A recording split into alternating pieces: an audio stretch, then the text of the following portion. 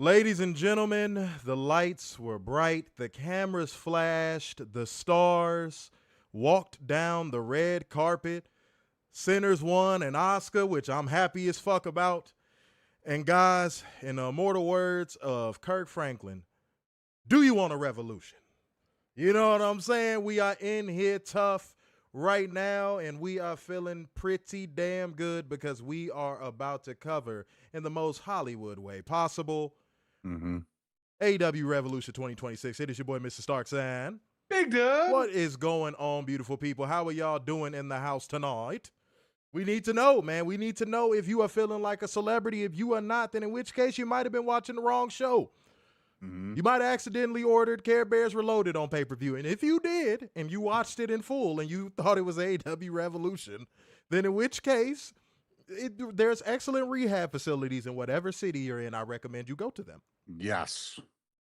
Okay? Because if we were all watching the same show, you got exactly that. You got a motherfucking show. Now, y'all know how we do on these pay-per-view streams. Y'all know exactly how we get down. Y'all know what the boogie is, man. So get down with it. We only do the pregame thoughts. We don't, depending on what's going on in the world, we might give you news from now and then on the pay-per-view streams. But we don't. And I mean, we absolutely don't hold one special accountable, but we still bring you facts, data, statistics. And the pregame thoughts are extremely important because it sets the tone. You know what I mean? Just like how when a white person goes out on the beach in front of the sun, it sets the tone, a very peeling tone, but a tone nonetheless. Okay? Now, if you ever seen a Latina in the sun, that's very nice. If you've never seen a Latina in the sun, go to California and make it happen, or go to Miami and make it happen. Now, and good on you, Wernford, if he did skip ahead packing that comment up, because y'all know how we get down, man. I'm literally explaining it right now. So if you are already skipping ahead and you want to have your own show, then in which case, go get you some equipment, cut the camera on, click the live button, and get it popping. Get it popping.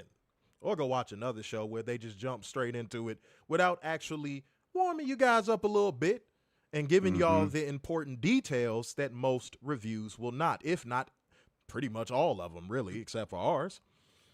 So, I am going to jump into pregame thoughts. Hold on, let me see something. Hold on 1 second. Oh, okay, well, shit. Well, that ain't look too bad. I was looking at it. The first comment I see, the first comment I can understand, but the other two were fine. But no, once I put it, timed him out, it took out his other how comments. long did you time out Real Deal, man? It's 10 minutes. God damn it. Warner, fuck. That was the option. Hold on. I got you, man. You'll be able to get back in there in about one. It wasn't like egregious. There's been way more egregious examples and you've just absolutely fucking overlooked them. But neither here nor there. We got to stick to topic. Okay, beautiful people. Pregame. We chugging the beers. We chugging the shots. Let's get into it. So AEW Revolution 2026 is an interesting case. And I'm going to tell you why it's an interesting case. It's because it was landscape shifting for AEW. And it's funny that you timed them out for something I was about to fucking say. I was literally about to say that. It is a landscape shifting pay-per-view in AEW's history. Now, Revolution tends to serve as this. It definitely tends to serve as this for AEW. Revolution is like the reset button on AEW storylines, and I'm starting to notice that. You could argue in the first 2 years it was double or nothing. You could argue that. You could definitely argue that. But the past 4 years, Revolution has been the pay-per-view where they hit the reset button. That's just becoming glaringly obvious. Now, if that is going to be the use of Revolution, I have no problem with it. But there is one ask that I do have. I have one ask. Tony, if you're going to use Revolution as the reset button, make sure you go all the way with that motherfucker. And I'm going to get into that a little bit more once we dive a little bit deeper into the show. But you got to go all the way with that motherfucker. Because ain't no half-stepping, as Big Daddy Kane said at one point. Ain't no half-stepping. And it was a couple things on the show where, Tony, I feel like you half-stepped. When it comes to hitting the reset button, at least. My next thing on pregame thoughts is this. Yeah, I said how's Mr. Starks and Art Belly. I'm good. I don't know how Art Belly's doing, but I'm good. He died with the last stream. Oh, here you go. This motherfucker could drag on a 5-year joke and just giggle like a little sissy girl, but somebody gives another joke from a previous stream like a day ago, and this motherfucker is like, hey, it's not funny anymore. Fucking hate you. Why weren't you there for me in the dark? When the lights went off, you weren't there for me. You didn't even give me any commissary. You just left me with one pack of noodles. All right, damn, Warner, calm down, man. Shit. David Estrella Jr., I think that's a new commenter saying, yo, what's going on, David? How you doing? Somebody gonna put some money on your books, Warner. Calm down. They gonna make sure you get all the Nutter Butters. You'll be back to our belly in no time. Nothing wrong with a good Nutter Butter. Look at this motherfucker. How do you not want people to call you our belly, but then you just say there's nothing wrong with the good Nutter Butter? What's wrong with Shut liking up. food? Who says that in When an is average it day? wrong to Warner, like food? for the love of fuck. How many people say that in an average day? How many people you know in your own personal life have ever walked up to you and be like, man, Warner, you know what I could go for right now, bro? A good Nutter Butter. That's why you called our belly, motherfucker. Right there. See? The jokes write themselves. God damn, dude. But the next point on pregame thoughts, oh shit, Adrian Carpenter came through. I ain't even see him. God damn, that was fast. Y'all trying to go to that early service. Said, I don't know how in any way WrestleMania could top Revolution. None. None. No. And we're going to talk about that. No. Paulo with the Five Smack Rules as well said WWE had 2.5 months of pay-per-view free AEW to show what they had. I don't know why that's funny to me. So, to show why WrestleMania season should be appointment viewing, why WWE is the best. Good game. Hey, man, it's looking disgusting for them right now. But let me finish this second pregame thought. I'm going to keep reading the super chats as they come in, though, man. We got to go to the early service tonight. I'm going to set another goal of 50, F-I-F-Y. Yeah, but we going to get there. I know we are. This show, this is the take that I know Werner is going to be like, oh, man, I didn't see that one coming. This show, to me, really exposed a lot of people who pretend to like AEW, but deep down inside, they actually don't. A lot of Fed walkers got exposed with this show tonight. Mm-hmm. I saw a lot of nitpicking and a lot of bitching about stuff that I don't see the same people bitching about it when WWE does it. This show exposed a lot of Fed walkers tonight. A lot of them. A couple of which watch our show. Yep. I caught that shit. Don't think I didn't catch that shit. Oh, no. I saw a ton of small nitpicks. I was like, really?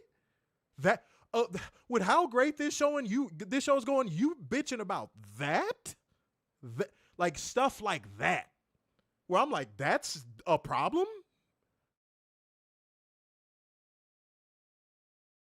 But the same people, when WWE has constant Dairy Queen finishes or fuck finishes on their shows, they are not in this comment section saying shit at all. And there's a lot of people on Twitter that have a pro AEW grift. And don't get me wrong, that can also be a grift, just like being pro WWE could be a grift. There's a lot of people that have a pro AEW grift that were also doing a whole bunch of bitch ass small nitpicks that I was like, uh-oh. Mm-hmm. That's why I say if you want authenticity, watch us. Because we don't waver. Mm-hmm. When it comes to our analysis on things, we don't waver. And we definitely don't waver based upon tiny microscopic nitpicks. Like when we do have to nitpick something, we preface it by saying, we hate to nitpick this, but blah, blah, blah, blah, blah, blah, blah, blah. But a lot of y'all was bitching. I saw a lot of y'all bitching. It was spooky. Here I am sitting here thinking, oh man, dude, this show is going phenomenal. And I'm seeing people, I'll tell y'all what I saw bitching about once we get into the actual show. But yeah, it was some stuff I saw. I was like, what? The only viable one and it's not a nitpick, it was a widespread issue. I will give you this. I will grant you this, Fair Walkers. If you were bitching about how things were going with the HBO Max stream with the audio sync issues and all that, that's fine, because that's a viable criticism. I can live with that. I can live with that. That's real. I can live with that. But all that other stuff I was seeing, come on now. Come on now. Now, people might say it's not a game of compare and contrast. Yes, it is when something is considered the industry standard and the worldwide leader. It is always up for comparison. I repeat, a lot of stuff that I saw, people going down my timeline, oh, this. Where you at when WWE is doing it?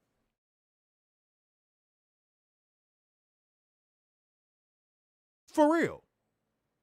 Where's the tweet when WWE is doing it? Where's the status or the comment when WWE is doing it? Now, somebody might say you're deflecting, you're pointing a finger. No. I'm playing a beautiful game that was created on this planet called Keep That Same Energy. Because if TNA did it, if AAA did it, if CMLL did a lot of the stuff that y'all were bitching about, I would hold them just as accountable. But why is it only AEW? Why is it only AEW? It's sad that we go into reviews, AEW reviews especially, weekly or pay-per-view, and we go, the numbers ain't going to be hitting on shit. You know why? Because it's AEW. It's AEW review. That alone proves what I'm saying to be correct.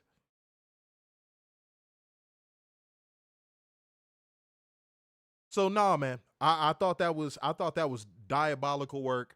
I was not a fan of seeing people doing that on social media, especially considering the quality. There's a word that a lot of those fans aren't used to. There was a quality about this show that somebody said it earlier. WWE will not be able to produce this.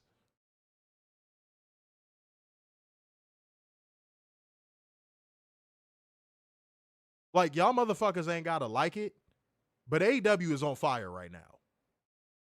From a product standpoint, AEW is on fire right now. It is. You can hate me, you can hate my face, you can hate this very, very rare jersey.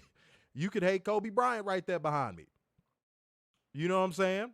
You can hate whatever you want to hate. I don't give a damn. The truth don't change. And what is one thing y'all hear me say on this show all the time? You know something is fire when people got to find the smallest fucking things wrong with it. That's when you know something's fire. Like a motherfucker hear a fire rap verse and be like, oh, I ain't like his inflection on this one word. You be like, bitch ass, if you don't shut up. That's what it was a lot of tonight, Warner. It was a lot of, I ain't like his inflection when he said that word. I ain't like how that light blinked one time during that entrance. I'm like, what the fuck are we doing? What are we doing? In comparison to what? That's the Warner, that's going to be my question. In comparison to what, though? Worse? Objectively worse?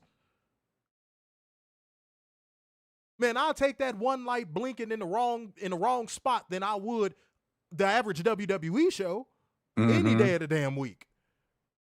And even with the audio issues that they had, this show was still better. And that was only on one platform. Yeah. Like, bruh. Come on now. Come on. Hold on, let me see. Hold on. I saw a comment that I really fucking liked. God damn it, I hate when that happens and it just disappears. Apollo, that was exactly where I was going with this. They're reaching for discourse where there is none.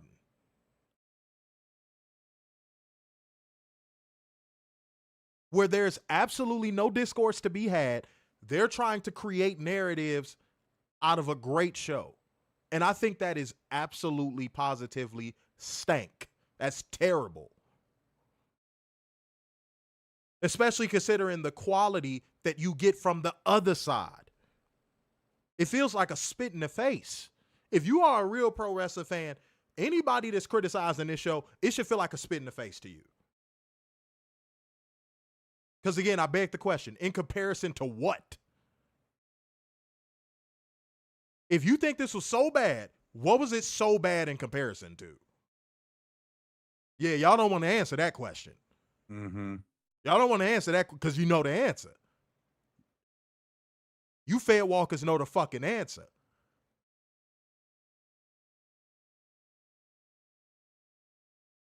And everybody that got a pair of eyes and ears know that it ain't nothing worse than that other shit.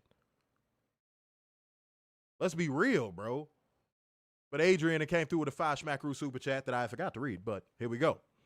Said, for the first time with all the negative that's happened with WWE, I think WWE and their fans are on offense and Tony Khan sees blood in the water, as he should.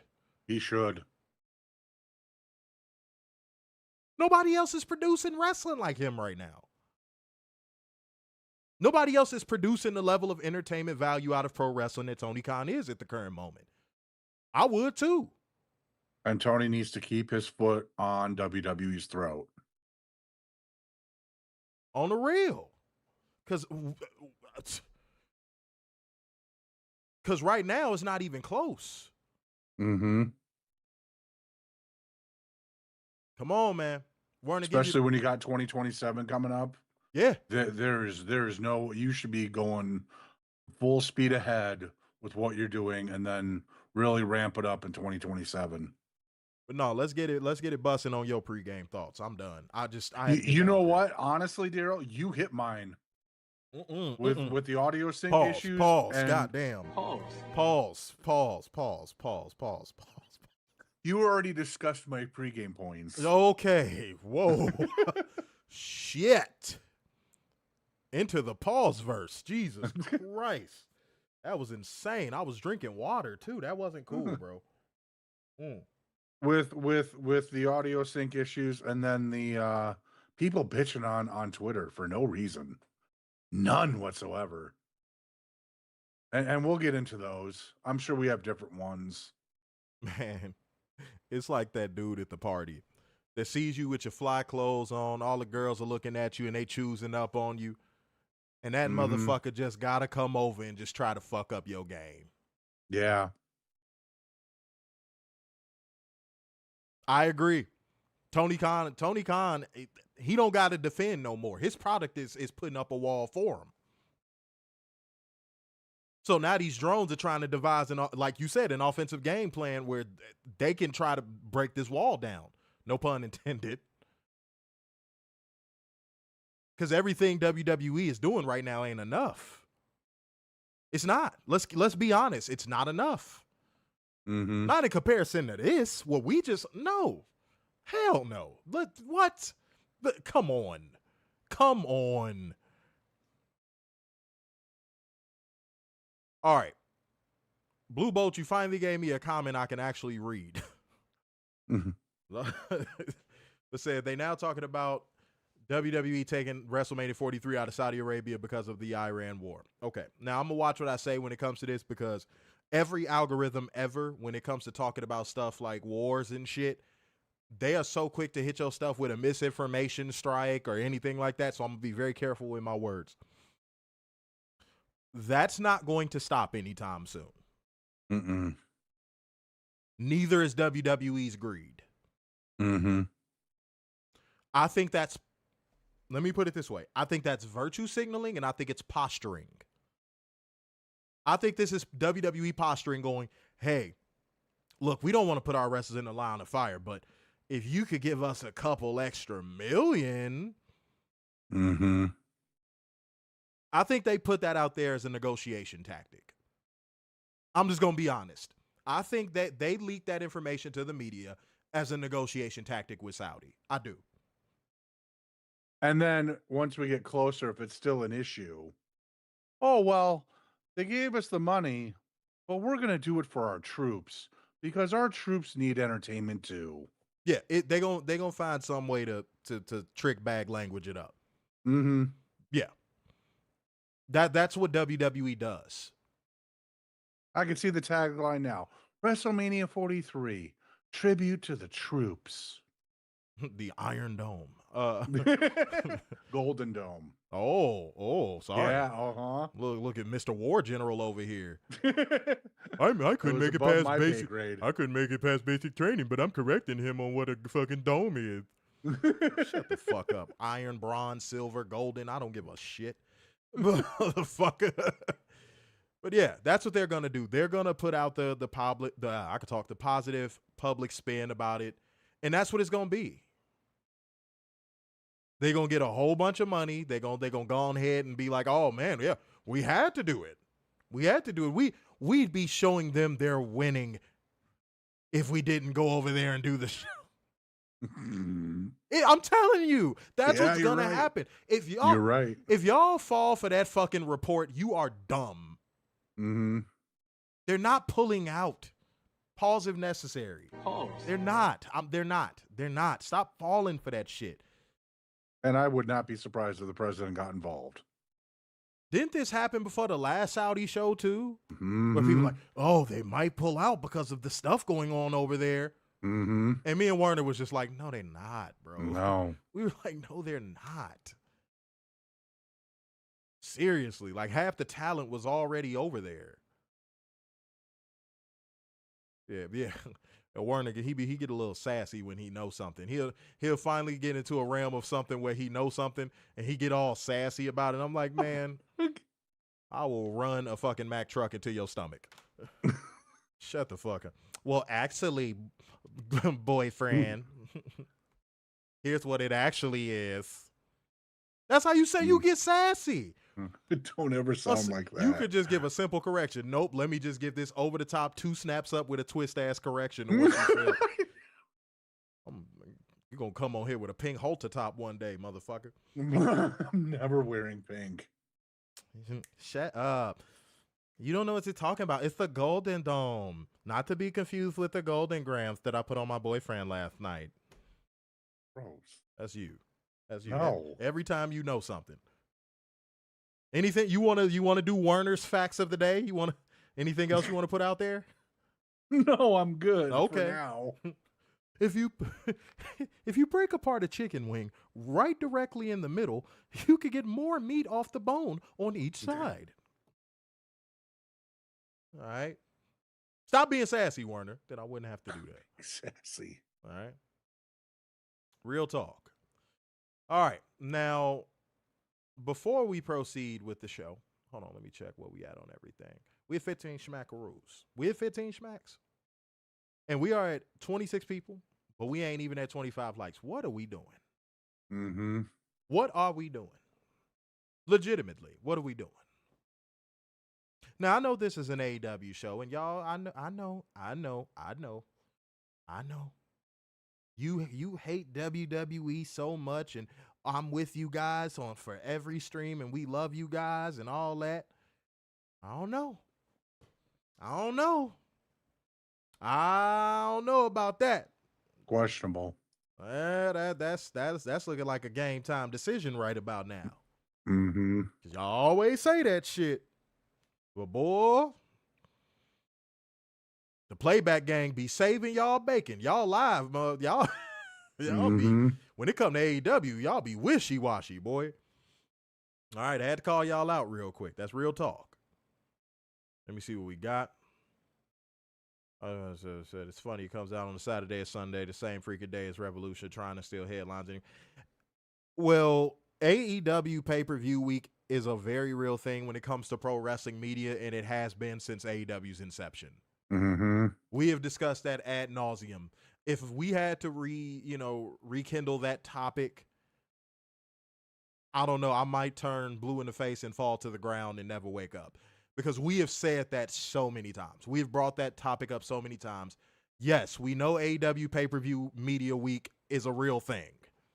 It's a very real thing, and it's been a real thing, and it's never going to stop being a real thing. Mm-hmm. I don't know why y'all get surprised by that every AEW pay-per-view week. Y'all be like, did you see this story about them saying something anti-AEW on this page? And we just like, yes, it's AEW pay-per-view week. It's not new. It's not. It happens every time. Every single time. The only exception, funny enough, Warner, ain't this a bitch, was last year's Revolution. Yep. That was the only one. That's the only AEW pay-per-view where AEW went into it with a whole bunch of positive headlines and momentum. Only one. Every other AEW pay-per-view ever, boy, it is like AEW, I'm sorry, not AEW, WWE sends out their troops in that fucking pro wrestling media scope, and they put AEW in the scope. Jesus. Yeah, that's real. See what we got. Said Mika and Adrian only AEW regulars anymore. Y'all say, hey, that's a fact. That's a fact. I'm only calling it out because it's so noticeable. Mm-hmm. Like, I'm not going to say the stats or anything like that because y'all don't care about that stuff. And I kind of don't to a degree either. But, like, the way I see the stats by this point of the stream, when it's a WWE review, it's not even close. That's very telling. Like, that alone is very telling. I'm not saying that just to get y'all to engage. Like, when I say it, it's because I'm looking dead at it.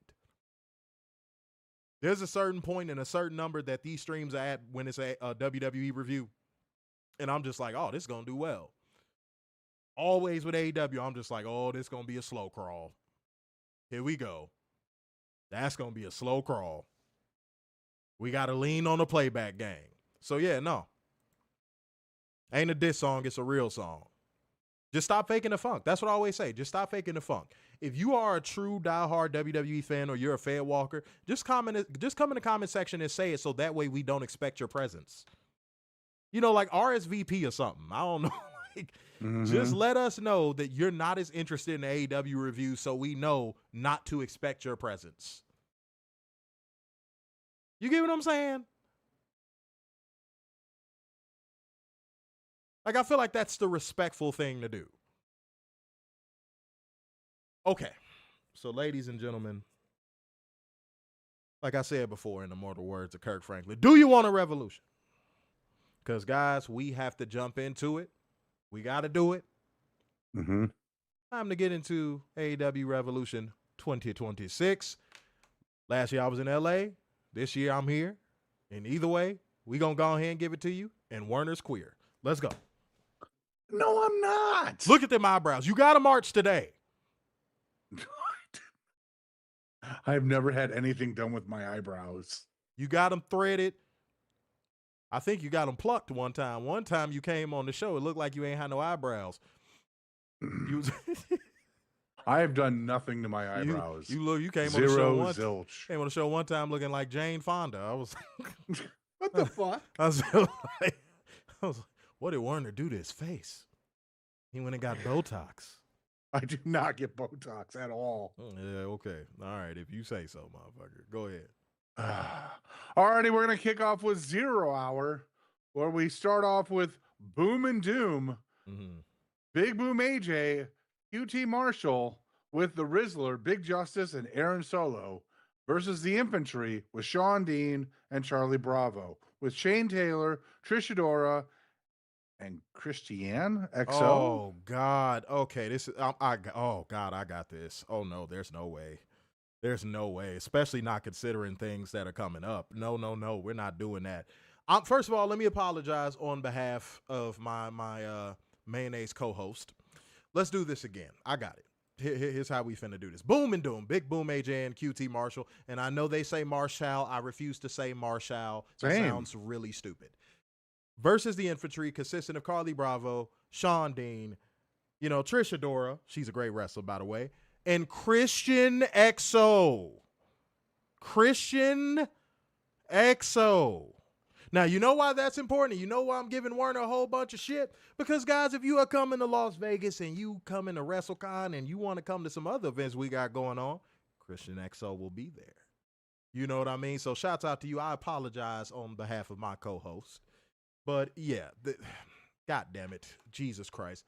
Before he does anything else, why you let the Rizzler you girl up the no? We're not doing that. We're not doing that, Christian. I'm not letting it happen. You should let me love you. Let me. I'm playing. Am I though? Really? But no, she might be a little too young.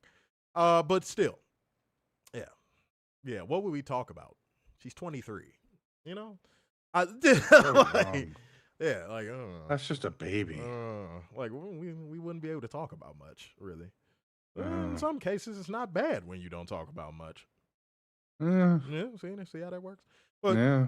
Christian, you are absolutely amazing. You know that. I'm just messing with you. And also conjumbled, because you dropped that one on me, and I still don't know where it came from.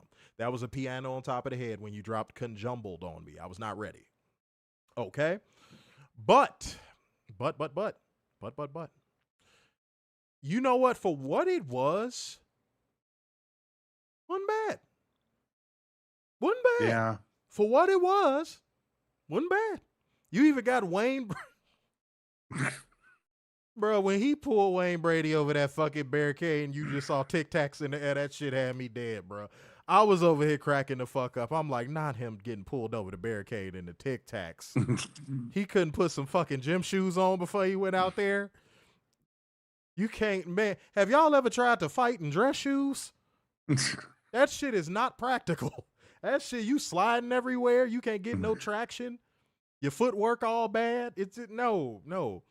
But Wayne Brady is a solid brother. You know what I mean? Shouts out to Wayne Brady. Mm-hmm. He'd rather go to an AEW event than to go to the Oscars, by the way, which I think is kind of crazy. But yeah, shouts out to good brother Wayne Brady. Now, here's what I like the most about this as well. This is how you do celebrity inclusion on a show. Very low impact on a pre-show. It just kind of comes and it goes. You know why? Because guess what? When it's real subtle like that, that's how it makes headlines. If y'all know anything about how the media actually works, the media and like paparazzi, they're always looking for celebrities doing the most subtle things or the most overt things. Now, typically they're looking for the most subtle because those are the observations and those are the photos that pay the most. So, what do I mean by that? When you hear rumors of, hey, this celebrity is casually dating this celebrity, just getting a shot of them subtly walking down the block holding hands is worth way more than getting a picture of them in the window fucking. You want me to tell you why it's worth more than that picture of the window and of them in the window fucking? Because guess what? They can't post the picture of them in the window fucking. TMZ can't post that. They can't do nothing with that. They'll get sued to oblivion. They can't do anything with that. So, yeah, it was real subtle. I just thought that it did what it was supposed to do. It was right where it was supposed to be. And it was all right. Boom and Doom won by pinfall with the assisted powerbomb. I actually thought it was okay. Mm-hmm. This is definitely AJ's best match so far. For what it's worth. But for what this was to open the mat, to open the show, get people involved, I don't hate this. This was perfect for what it needed to be. Yeah, Big Boom AJ only missed one little spot. I enjoyed Shane Taylor muffing the fuck out of that fat ass kid. Yeah, that was funny.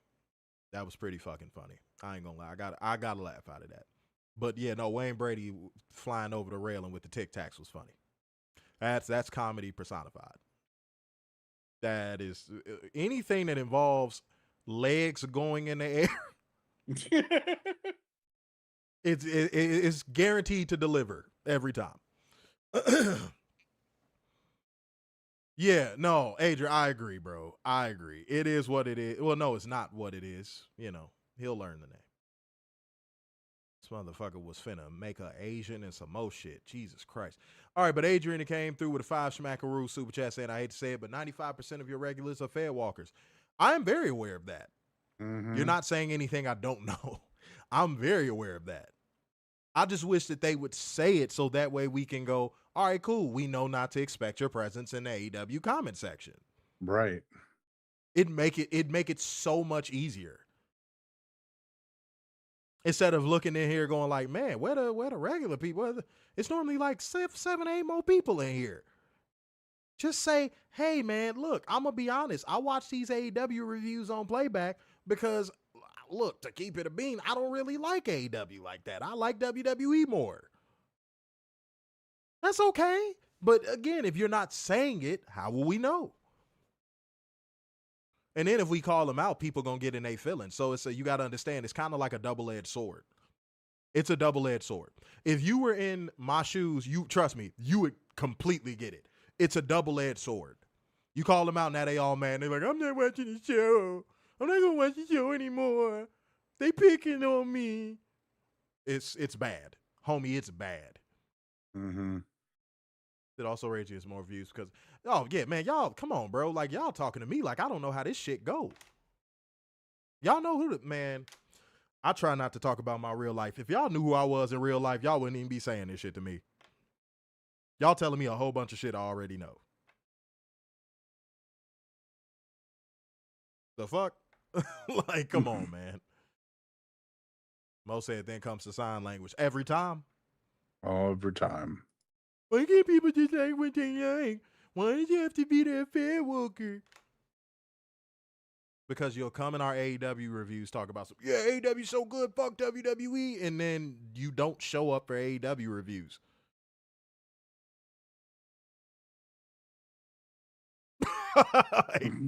There you have it, children. Simple as that. Yeah, there you have it. There you fucking have it. All right. Said Christian is sexy as hell, by the way. Uh-oh, you spelled Christian the wrong way. Are you talking about the other Christian? Adrian? Is this a coming to moment? Is this a coming to? Has the closet door open? Warner, you don't get to laugh at any of these jokes. You got offended at our belly. You see me laughing? No, I'm just letting you know. You don't get to giggle, chuckle, or nothing at nobody's expense. You got offended at our belly. No. Let me see. He said they'll start watching the show before they stop watching the crap WWE product. They'll keep giving that chance after chance. Yet again, something I already know. Said I'm a new fan of AEW for a year. Oh, man, you came in at a perfect time. Yeah. You picked the best time to start watching the AEW product. Holy shit, that's amazing. God, imagine if this was our first year watching AEW. This should have probably be blowing our minds. Yeah. Yeah, okay, Adrian, there you go. You spelled it right that time, but yeah, I didn't know you was in love with Christian Cage. That's hey, man, if that's your thing, bro. He is a devoted father. Mm-hmm. See that? No. All right, beautiful people, it is time for us to continue with 0 Hour. Let's see if Werner can get a name right. Here we go. Go ahead. Already up next, we have the TBS champion Willow Nightingale. Oh, here we go. One wrestler streak. Here we go. Let's get it. Taking on Lena Kross for the TBS title. 2? I know. Shiver me timbers. I know. Wow. Willow would retain with a backslide and flash pin to retain. Post-match, Megan Bayne sprinted to the ring to attack with Kross and get some shots in until Harley Cameron ran out with a pipe to clear the ring. Pause if necessary. But real quick, because. But no, Lena Kross went out there and maximized her minutes. Yes. I don't just give out many cheat codes, but this was close. This was close.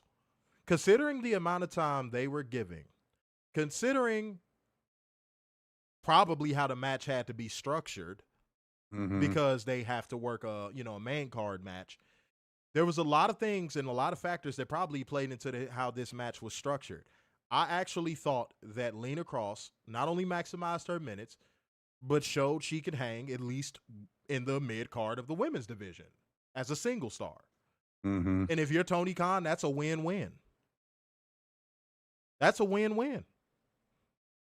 Now you've just seen another woman that you signed go out there and show that you're probably going to get your return on investment if you book her. I think that's great. I think that's a beautiful problem to have. And If Tony doesn't think that's a beautiful problem to have, then in which case he needs to go back and get to that drawing board and see what's popping, because yeah, bro, that's a good problem. Mm-hmm. Yeah. Go ahead. And I think the fact that you can get that ROI at any moment after this match is a beautiful thing. Because sometimes you got to wait on some people. Sometimes you got to wait like a year or two or whatever. But this right away, perfect. And what a great crowd to test yourself in front of, too. Mm-hmm. You know what I mean? That's just, all of those things play a part. I say, yeah, Willow. Mm-hmm. Just came out there all bouncy and happy. And Willow sold very well in this match. God, she sold well in this match. That Christian XO is a great personality, but I've not seen very many matches from her. Dude, she just got there. Mm-hmm. Like, not even like a year ago. Not even like 6 months ago. Yeah, give her time. Yeah, please give her time. Now, I know that other chick, what's her name? Other tall one, Story Denali. I know she got more matches because that girl is just a freak of fucking nature when it comes to size. She's bigger than Christian. Like, you got to put a girl like that on TV. Like, you just train her up and then you just toss her out there and just see what she can do. Like, even if you don't have her become a champion, at the bare minimum, she could be a spectacle because she's that big. You know? So I understood why they did that. And Christian is going to come along slower because Christian has not had as many matches outside of the company. But in the limited experience of what I've seen from her outside of the company, I'm going to tell y'all the God's honest truth. She got it. That girl just got to get her feet underneath her. And I would tell her the same thing. I probably will tell her that. That girl get her feet under her, look out. Because that's the only thing that's missing. She can execute moves pretty well. Yeah, she just get her footwork popping. It's a wrap. Just same thing as Persephone. Remember when I said that to y'all about Persephone? Same thing. Mm-hmm. But it's gonna be a little bit harder for her because she's 6'3". Whereas Persephone is like 5'6", 5'7". You know? Yeah, I know Story Denali is 6'7". Yeah, the girl is massive. That is a big fucking girl. Yeah. And it's only a matter of time before Bozilla comes to the United States full time. Dude, we got said watch her. Yeah, I tell people, if you want to see that stuff, man, go watch her. I know it's not a lot of game tape, but go watch her. You know? Oh, man. Yeah. TNA had Lena Kross underneath their fingers, and they did nothing with her. Mm-hmm. Yeah, that's true indeed. No, you're not wrong. You are not wrong. All right, let's keep going with the show. Already up next, we got the 21-man Blackjack Battle Royal for the AEW National Championship. Fuck you. I'm giving this a cheat code. I know. I'm with you. I thought this was a phenomenal, like, you and I have PTSD with a lot of what WWE does with battle royals and the Royal Rumble and all that, but this was great. Small touch that I liked. The fact that the battle royal started on the outside and they were brawling on the outside, I thought that was a nice touch. I liked how Jungle Jack Perry went straight for Ricochet. That was, again, the little things. I even like the way that they structured the entrances. Mm-hmm. Y'all got to pay attention to those smaller details. Now, pardon me. I don't want to spend too much time talking about this type of stuff because it is 0 hour. But let's be honest here. Let's have a completely honest level of discourse here. This was when I first started to see a bunch of fair walkers on social media nitpicking Revolution. It started right here. I'm not even going to say what those nitpicks were because to me, they were that insignificant. But I want y'all to know, this was where I saw the nitpicks starting. And I was like, is that so? It caught my eye, and I was just like, okay, it's just 0 hour. Maybe they just bitching because they cut it on and they were watching it because it was free and they just wanted to complain about something on social media and just do it like that. Now, yet again, another nice touch. It'll probably get stale someday, but it ain't gotten stale to me yet. Them getting down to like what, the final 4 or 5? Yeah. And then it carrying over into the pay-per-view. Mm-hmm. I like that. I actually like that. Mm-hmm. Because to me, at that point, I'm thinking, okay, cool. They just cut off all of the people that are going to nitpick about the product based upon seeing a couple matches on 0 hour. They just cut them off. I thought it was going to stop right there. But then I had to realize Fed walkers go out of their way and will spend money to hate on something that they claim they don't even remotely enjoy. Mm-hmm. You know how dedicated of a fucking hater you got to be to spend money on something you don't enjoy? So, yeah, no, it wouldn't stop there. We going to talk about it, though. But how would this match end, sir? Jack Perry would win when he eliminated Ricochet. So, Jack Perry looks very happy right now, which is good. Jack Perry looks extremely happy. He looks happy with his career. He looks happy with where his life is going. You could tell he was happy to be in front of that LA crowd. And also, funny enough, Freddie Prinze Jr. was in the front row, and I think he wanted Freddie Prinze Jr. to chop. I forget who he was holding. And Freddie Prinze Jr. proceeds to do the girliest fucking chop I think I've ever seen in human history. Yeah, that was like bad. He limp wristed that fucking chop. It was bad. It was fucking bad. But that's what made this enjoyable to me more so than anything. Richard O'Shea doing good business. To a degree, Tommaso Ciampa doing good business. You know, Juice Robinson was in there doing a good job. It was a lot of people in here that were going out of their way to make it look the best it could with the time and card placement it had. You know, Lio Rush, man, Lio Rush looked like a first wave vampire in the movie Blade. I don't know what was, I don't know what was going on with Lio Rush. That look, I'm gonna keep it a whole bean. If that was ever explained in storyline, I missed it. Yeah. I missed it. I ain't gonna sit here and act like I saw it or pretend like I watched something that I don't watch. That shit had me bugged out. I was like, since when is Lio Rush bald? I'm like, what is going on here? Why does he look like a zesty vampire? What's happening right now? I didn't know what was going on. Why is he moving like that? Dog. This motherfucker at one point started prancing around the goddamn ring like a baby cheetah. I didn't know what the hell was going on. It was terrible. He was moving like the girl from The Grudge if you gave us some cocaine. It was bad. It was bad. It was really bad. And I think in a sense it could probably work. No, it could work. It could work because from what I know, he was doing something similar on the Indies and it was getting over. It's really what got him back. It's what got him back to AEW.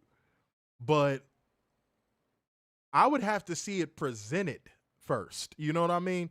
This was just kind of sprung on me. I didn't know what to think. I was just like, what? He's bald? He has great contacts? He can also double as a bulldog? This is what's going on here. He fits in most overhead compartments? What? Hey, I didn't know what to think. I was very, very confused. Okay? Oh, man, look at these numbers. See, yeah, no, y'all faking the funk, bro. You know what? I've never done this on a pay-per-view. I don't think I've ever done this on a pay-per-view. we might have to speed run this. Oh. If this the energy we gonna receive, no hard feelings. I love y'all. We gonna speed run. If y'all knew the shit I got to do today, technically, because it's past midnight. If y'all knew the shit I had to do today and tomorrow, oh man, please, I should be asleep right now. Really. But yeah, no. If that's what we doing, cool. No, that don't make the difference, Apollo. No. Because how does that explain Dynamite? How does that explain our Dynamite reviews? Mm-hmm. See that? All right, cool. Let's speed run this motherfucker. All righty. Up next, we got Fitter versus the Young Bucks for the AEW World Tag Team titles. Fucking go watch this match. We're not going to tell you who won. Go fucking watch this match. One of the greatest tag team matches I have ever seen. Yes. Fitter shut me up tonight. Yeah. Fitter shut me the fuck up tonight. Buck shut me up tonight, too. I'm not even going, I can't even sit here and lie to y'all like that. This match was incredible. Mm-hmm. Go watch it. Become a student of this. That's what we should start saying. Become a student of this. Go watch this match. Now, if you go, oh, I don't got the money to be buying pay-per-views and stuff like that. Man, a lot of y'all motherfuckers are matey half the shit on y'all computer. You can find a stream. Yep. Shut the fuck up. Or your phone. A lot of y'all motherfuckers got cracked software on y'all computer right now to be sitting here talking about them. I can't find it. I can't do that. I don't know where to look. Shut up. Yes, you do. Shut the fuck up. Incredible. And this is also, hold on, let's slow down too, real quick. I'm only going to slow down for this. This is what happens when you place an importance on tag team wrestling in your promotion. The build was garbage. Mm-hmm. But when it came time to perform and deliver in that ring, look at what we got. Look at what we fucking got, y'all. Now, I could start getting into this a little bit. Warner, this was when I started to notice the Fed Walker talking points going into Overdrive. It was the first match of the main show. Warner, right. It was the first match of the main fucking show. And I already they couldn't help themselves. They couldn't. And I already saw people are kicking out of too many finishers. I was like, oh, here we fucking go. Show me a Roman Reigns match where they don't kick Hello? Y'all Show the same motherfuckers. Wait, stop. Y'all the same motherfuckers that's throwing up ones every time Roman Reigns comes out. If you don't stop, if you don't fucking stop, already, Werner, all fucking ready. They kicked out of too many finishes in this one. I was like, are you serious? Like you just said, have you seen a Roman Reigns match in the past 3 years? Are we being for real? Did you watch Roman Reigns' entire Tribal Chief run? Have you seen any Undertaker WrestleMania match ever when the streak became important? Really? Really? Y'all some dick eaters, bro. Like I swear, y'all are some real life dick eaters. It's again okay when they do it. Oh, it's all fine and dandy.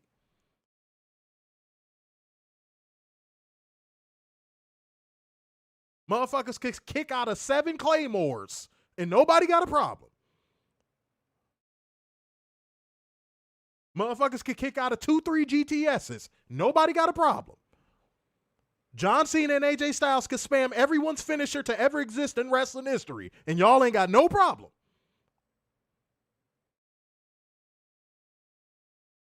Brock Lesnar could spam German suplexes every match, and y'all ain't got no problem.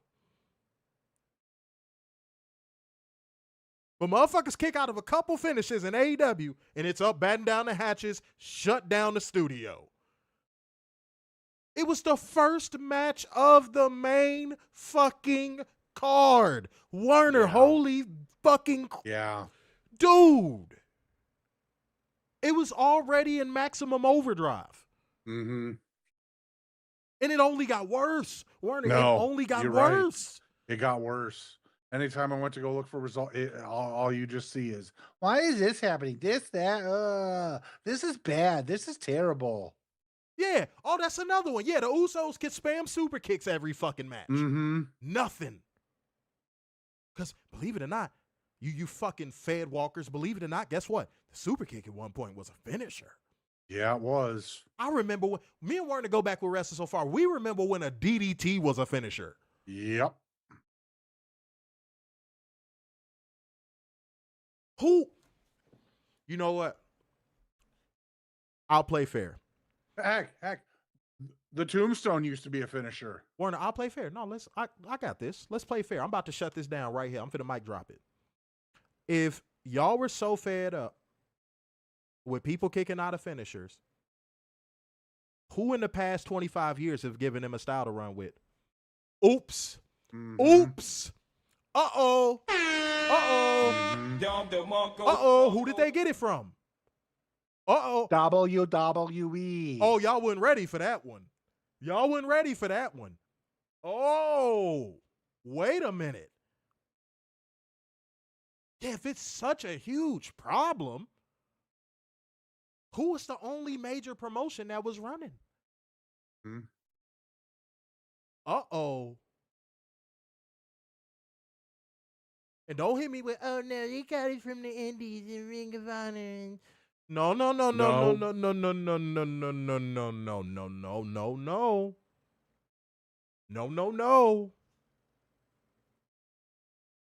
I watched Mick Foley get thrown off the top of a Hell in a Cell and get up. Yeah. Ring of Honor wasn't around then. Ring of Honor wasn't around then. No. See that? I mean, if you really want to point to jumping out or kicking out of too many finishers, look at the two people that everyone reveres. WrestleMania 25, Taker and Shawn. How many finishers were kicked out of that match? That is, well, that was that 25? I thought that was 26. Probably both of them. But let me tell you something real quick.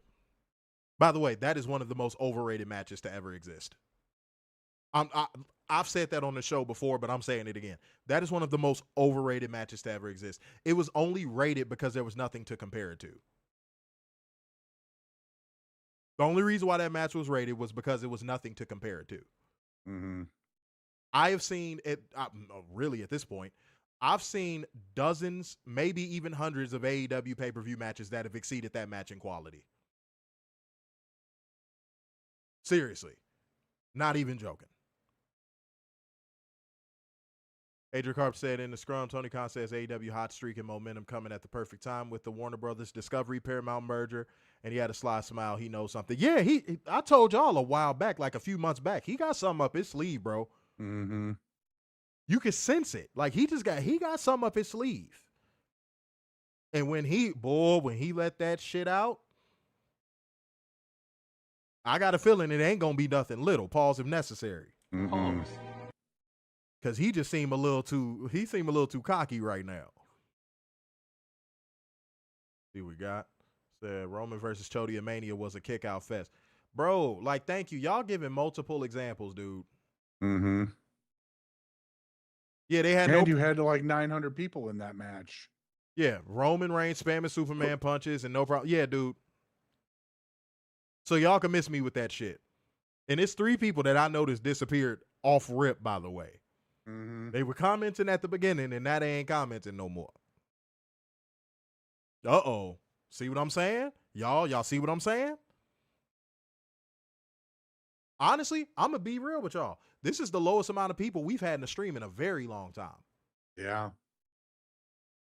Yeah, they don't like what we saying. Bro, they don't like what we saying. We just called them out. See what I'm saying? This is what I was talking about earlier, y'all. This is exactly what I was talking about earlier. When I said this is what I was talking about. You call them out, they get all butt hurt and want to leave. Yeah, that's real. I don't make that, man. I ain't got no reason to make shit up.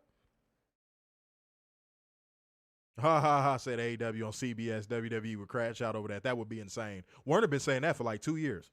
I've been saying that since the last TV deal. Yeah. When they were working, like, if, like, you know, because they, again, this was being talked about, a merger between them and Universal and Comcast and all that. That'd be huge. I was like, they should go to CBS. Ooh, that'd be huge. CBS needs to get younger. That'd be huge. Their demographic is 60 to dead. That'd be huge. 60 to dead is hilarious. That'd be huge. Am I wrong, though? No, but that'd be gigantic. If that did happen, that'd be fucking gigantic. I think at that point, WWE would piss down their leg, and I'm not even joking. Mm-hmm. That'd be gigantic.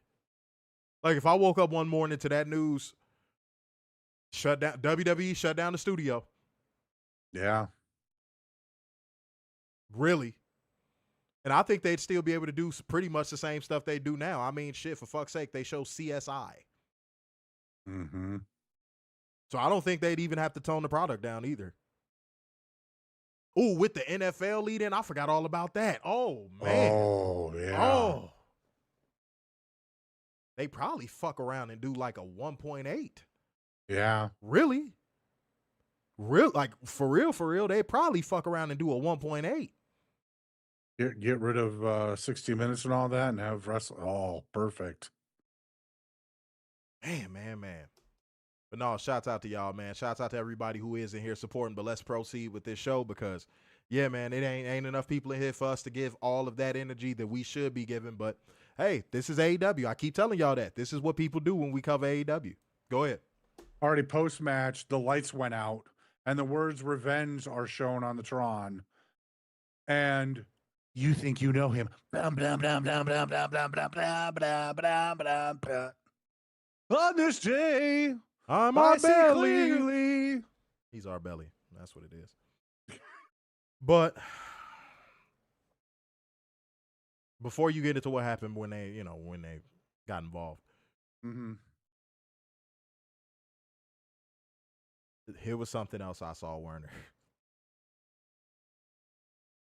Adam Copeland is a return merchant. I was like, oh my Are you fucking God. kidding me?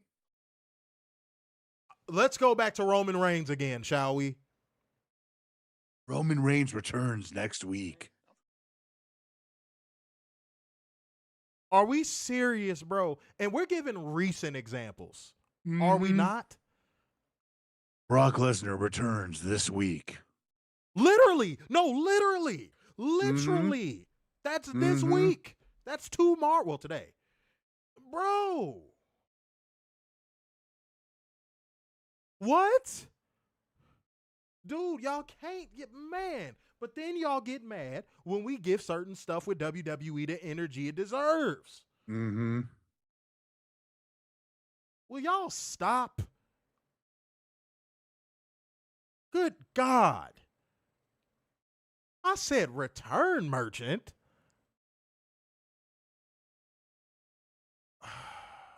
Paulo came through two smackaroos, chanting AEW in the motherfucking comment section. Shouts out to the Truth Seekers in here supporting.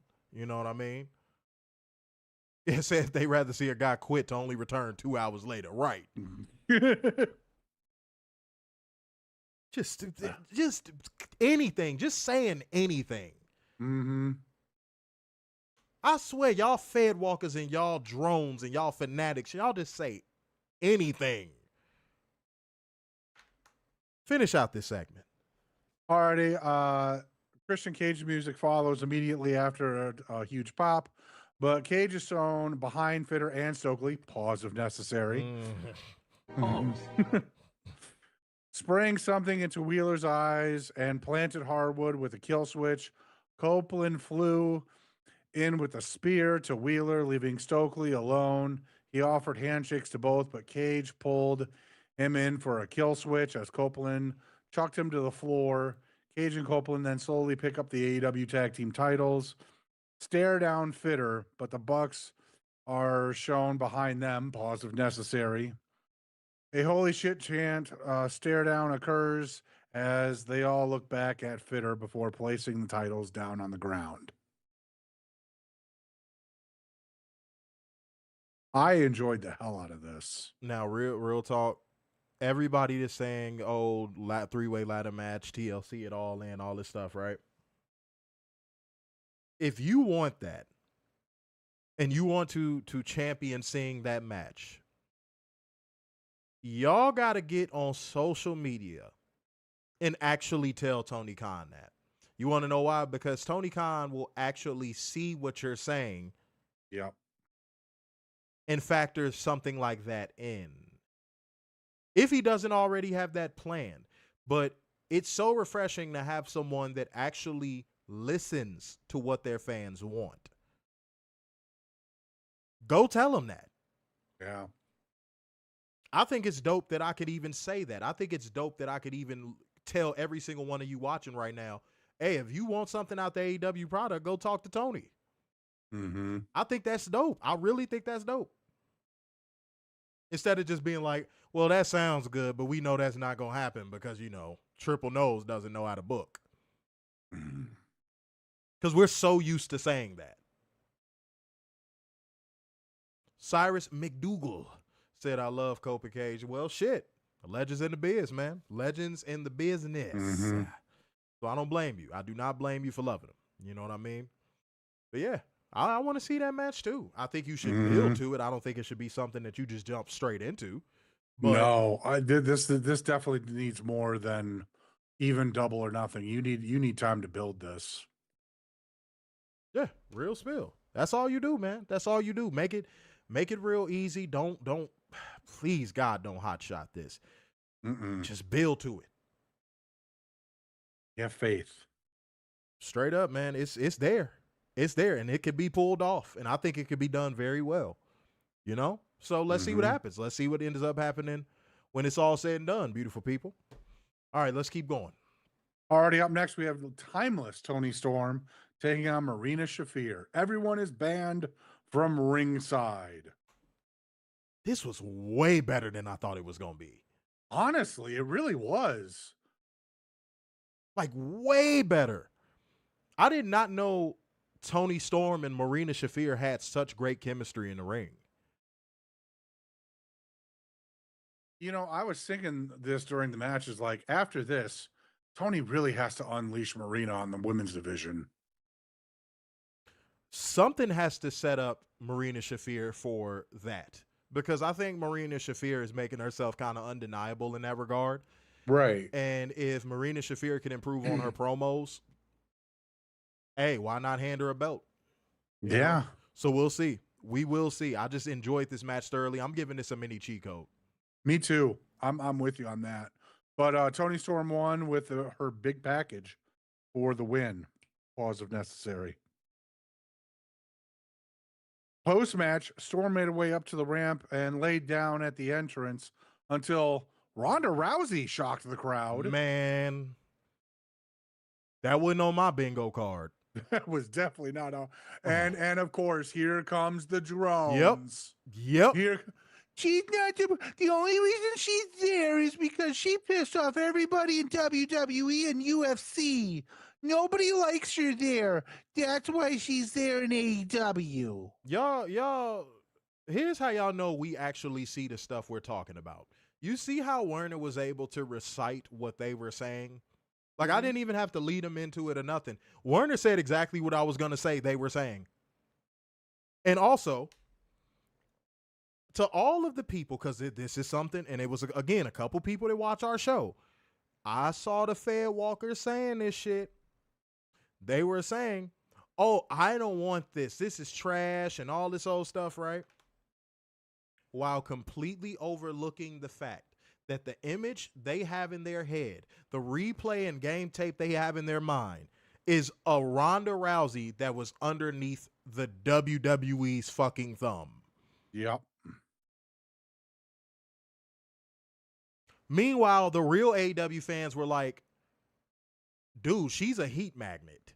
I'm willing to see where this is going to go. And that's the category I'm in. Right now, now there is one thing that I do disagree with. There is one thing I do disagree with. How the fuck can Ronda Rousey be there with all of the crazy shit she said in the past, but Trey Miguel ain't there? Right. That's the only thing I have a problem with. Well, that would be something somebody should be asking in that media scrum. But since there's no real journalists over there. Like, Ronda Rousey has said some crazy shit. Mm-hmm. Like, she gets to be, like, I get it. She's the way bigger star. Okay, cool, whatever. Star privilege, whatever. Star and white privilege in her case, but like, star privilege. Mm-hmm. But yeah, no, no, even with that, it still don't add up. Even with that, it still don't add up. It don't. But all of the Fairwalkers, all of the drones, all of the fanatics, they were all bitching. And I'm thinking to myself, again, you're going off of her WWE run, which tells me, which by the way, if you're going to debate what I'm saying, that alone tells me you're a Fairwalker. Like, if you were mad about Ronda Rousey showing up in AEW, you're a Fairwalker. I don't care how long you've been watching the show. I don't care how many comments or super chats you've ever dropped. That's just the facts. Because otherwise, you would be like, hey, man, look, clean slate. She's in AEW. I'm willing to see where it goes. See, I was thinking to myself, she's probably going to be a special attraction, probably work a Dynamite match or two, do a program where she does good business for Tony Storm, and then kind of motherfucking give a rub to Marina Shafir on the way out. Pause if necessary. Mm-hmm. I don't think Ronda Rousey's going to be in AEW for like the next 3 years. No. I don't even think she's going to be in AEW for the next year. And also, this is the most poppin' Ronda Rousey has been in a long time with the fight she has coming up and all that old stuff. To keep it a whole bean, I really think this is Tony Khan giving a middle finger to Triple H more than anything. Yes. Which we applaud.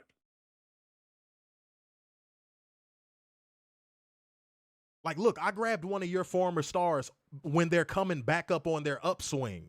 Mm-hmm. Because you would expect with her getting headlines again, she would have just went back to WWE, would you not? Right. Because that's what all wrestlers that are getting on the upswing do. As soon as they get on the upswing, they run their ass to WWE. They where's the WWE contract? Where do I sign? I think Triple H probably saw that and was like, what the fuck? So I think this is a middle finger. I think this is Tony Khan, believe it or not, for the first time ever, which, because he's such a nice guy, I don't ever see him doing this, but I think for the first time ever, he's going to use Ronda Rousey for the little bit of clout she got right now. Mm-hmm.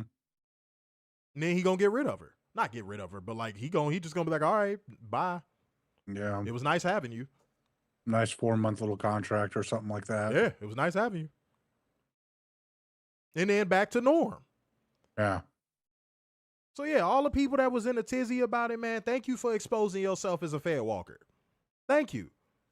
And you know who you are. Because a couple of y'all who I'm talking about stopped commenting. You know exactly who you are. So, again, I'm willing to see where it goes. Werner, give your take. I enjoyed the hell out of this. I love this. This sets up a match. I'm curious what this is going to lead to inside the match. I'm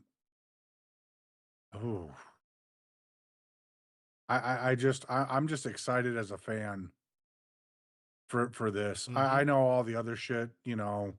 I don't want to deal with the other shit because I really don't care. You know, I'm just excited for this to see where it goes. And again, if it's short and sweet to the point with the contract, great. I don't want to see it anything longer than that. You know what I mean? Because I think the longer she stays, the more ornery she's going to get, and it's going to be another CM Punk situation. Yeah, because Ronda Rousey every time I see her and hear her speak, she does have spoiled white entitlement written all over her. Like, just listen to her speak.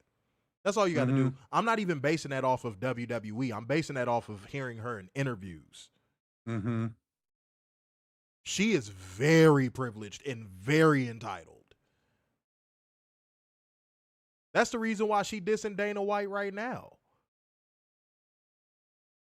Because the moment that Dana White stopped favoring her because she started losing, she took offense. Mm-hmm. But then it's the same person that'll be like, business is business. I'm all business. I'm business. I'm Ronda Rousey and I'm all business. Be the same person.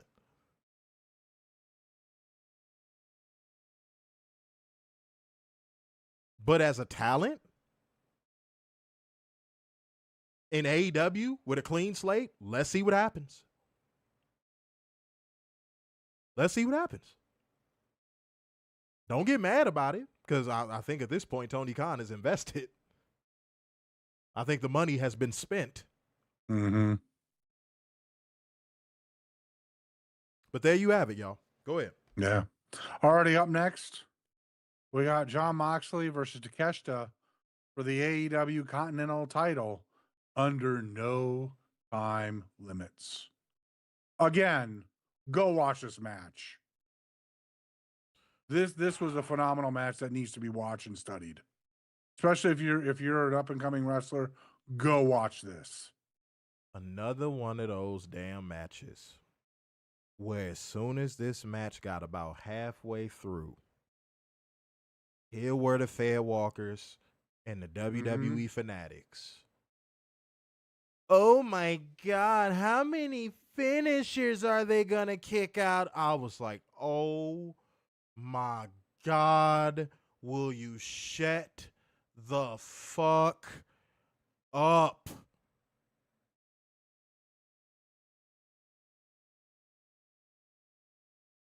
One of the finishers that was kicked out of, it was the first time it was ever kicked out of. Mm-hmm.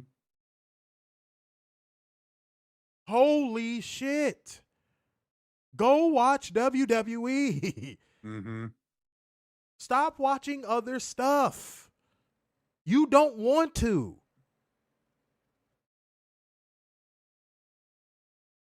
I had no problem with this match. This match was a cheat code. It was a fucking cheat code. And it was what I would like to call a culmination match. It was a match that every single thing you've seen these guys put each other through when they faced each other all culminated to this moment. It was the perfect reset button for both Takeshita and Moxley when it was all said and done. If you are going to blow off an angle or blow off a match, this is how you do it.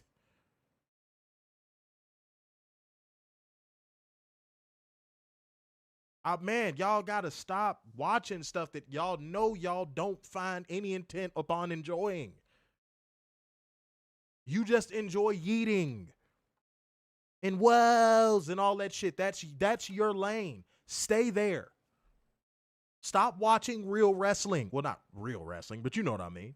Stop watching professional wrestling. It's not for you. It will never be for you. You will never be impressed. Stop watching it. Stop watching our reviews pretending you watch it and like it. Stop. Because yet again, some of the suspects were people that watch our show. Mm-hmm. Stop. Please. This was great. Excellent even. I'd say match of the year candidate. Yeah, said go watch your Yeet Man Uso spamming bot super kicks and spears. Yeah, man. I wish they would just stay on their side.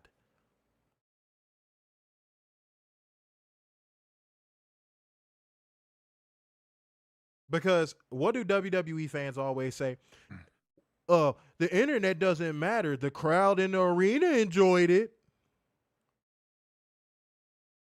Warner, how much money you want to bet that they won't apply that to this? Definitely not. Because guess what? The crowd in the arena enjoyed it. Mm-hmm. See, y'all don't like when y'all lingo is used on y'all. If that's one thing I know about WWE fanatics, y'all don't like when y'all lingo is used on y'all. Y'all hate it. Y'all can't stand it. Y'all can't fucking stand it. You know why? Because y'all have no business using said lingo to begin with.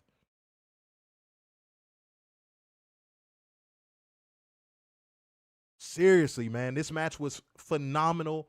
It carried a pace very well. Nothing got burned too fast or too slow. This match had the perfect pace for a blow-off match. Cheat code. Go watch this match, y'all. Go watch this match. Warner, don't be slick. Just give the fucking outcome because we can't do that for every match. Okay. Jon Moxley defeated Takeshita with a choke and passes out. Post-match. I like the match ending that way, by the way. Yeah, me too. Post-match, the Death Riders came to ringside to applaud Moxley, who rose to his feet at the same time as Takeshita. Moxley offered a handshake. Takeshita went to walk away, but turned back and accepted. They both bowed as Moxley stood tall with the Death Riders, celebrating with him until the lights went out. A video is shown of doctors working on a patient. And it's Willith Ospreay III. This was fire. This was fucking phenomenal. This was and fire. to hear that pop, oh my God. Everybody was excited for this. Yeah, it did. It did seem like they was in that same pod that Goku and Vegeta was in Dragon Ball for sure. But here's what I enjoyed about Will Ospreay's return outside of the pop. You could see that he missed the crowd. Mm-hmm. When he did that corkscrew moonsault, Werner. Oh, yeah. That man did that move like the first time you ever saw him do it. Mm-hmm. Every move he hit, it just screamed, I'm happy to be here. And not that just Pele kick. Oh, it was nice. And not just to stop here. Every person who worked this card was working like it was a bonus on the fucking line. Mm-hmm.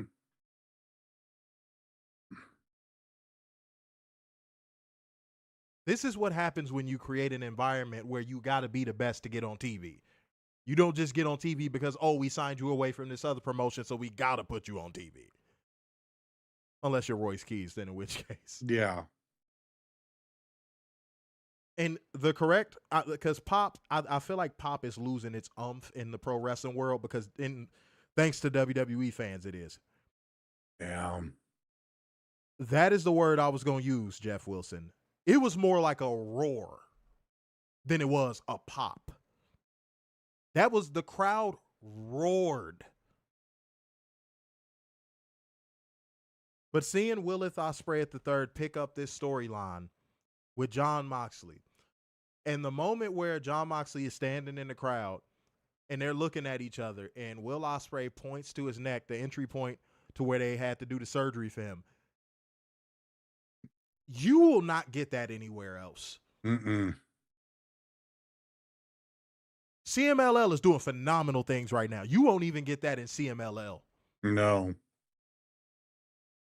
Will Ospreay thinking to point to his surgery scar while staring down Jon Moxley? I'm ready. Sign me up. Mm-hmm. Sign me up. Let's get this show on the road. Let's get it popping.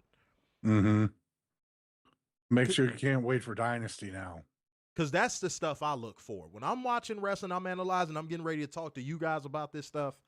That's what I'm analyzing.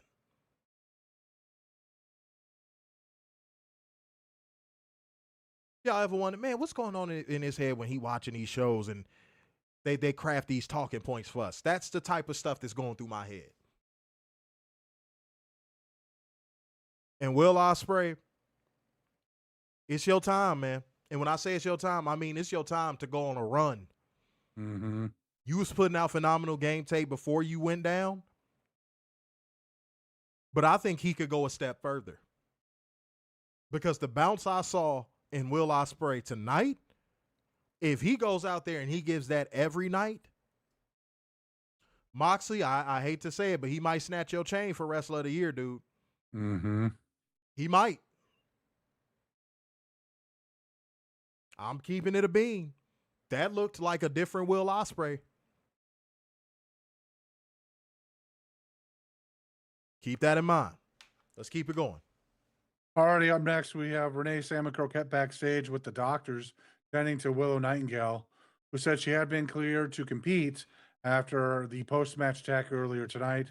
She said she can't let Harley Cameron down, who is there by her side. Cameron said that they are sick of Lena Kross and Megan Bayne shit.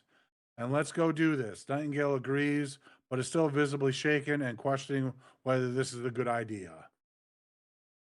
Up next, we got the Babes of Wrath, Willow Nightingale and Harley Cameron, taking on the Divine Dominion, Megan Bayne and Lena Kross, for the AEW Women's Tag Team titles.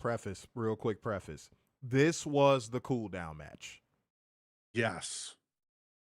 And I think it was put on the card exactly where it should have been. This was a cool down match. So before anybody wants to give this match any shit, this was a cool down match. And even with that, Warner, it still was a decent match. Yeah, it was.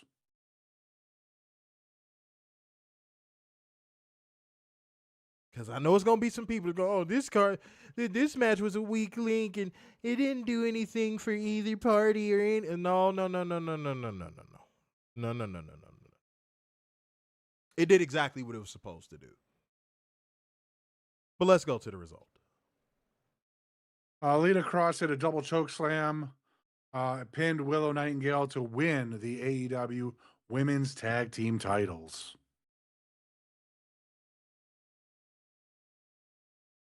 And Lena Kross, you got an opportunity of a lifetime right now.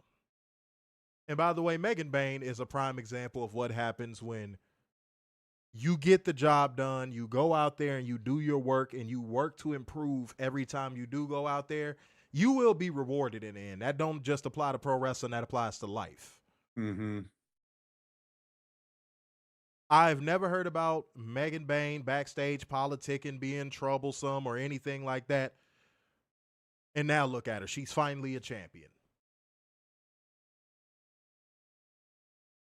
So, if there are any ladies out there in pro wrestling that don't just have the WWE dweem, pardon me, that's a company you should be in or want to be in. Because that actually shows your hard work will pay off. Says she's only got one pinfall loss too. Yeah, your hard work will pay off.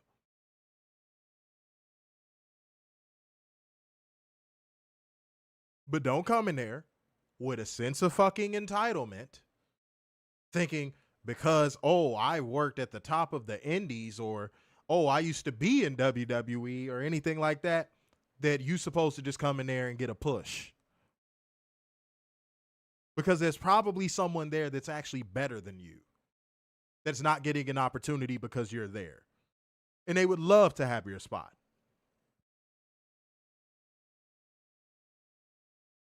And that environment is the epitome of iron sharpening iron. And that is going to be so much better for AEW in the long run. Instead of we have our favorites and we're going to book them accordingly booking that you see in that other place. Mm-hmm. Whether you like it or not. It's not going to pay dividends in the next couple years, but 10 years from now, when the WWE dweem is a distant memory because a lot of these wrestlers would have grown up watching AEW, that's when it's going to pay dividends. Remember I said it. Really 5 to 10 years if I'm keeping it a bean. I think you start to see the effects in 5, but I think it's going to be full swing in 10. Mm-hmm. Go ahead.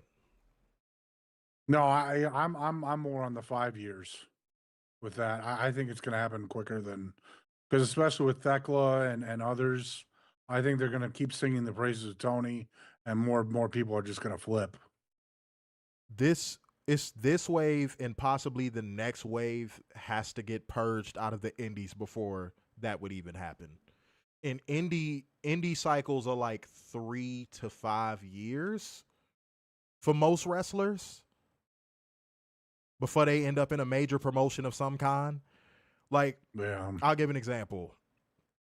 Maggie Lee. She's in by Elegance at TNA right now. Right. She was on the indies for about 2.5 years.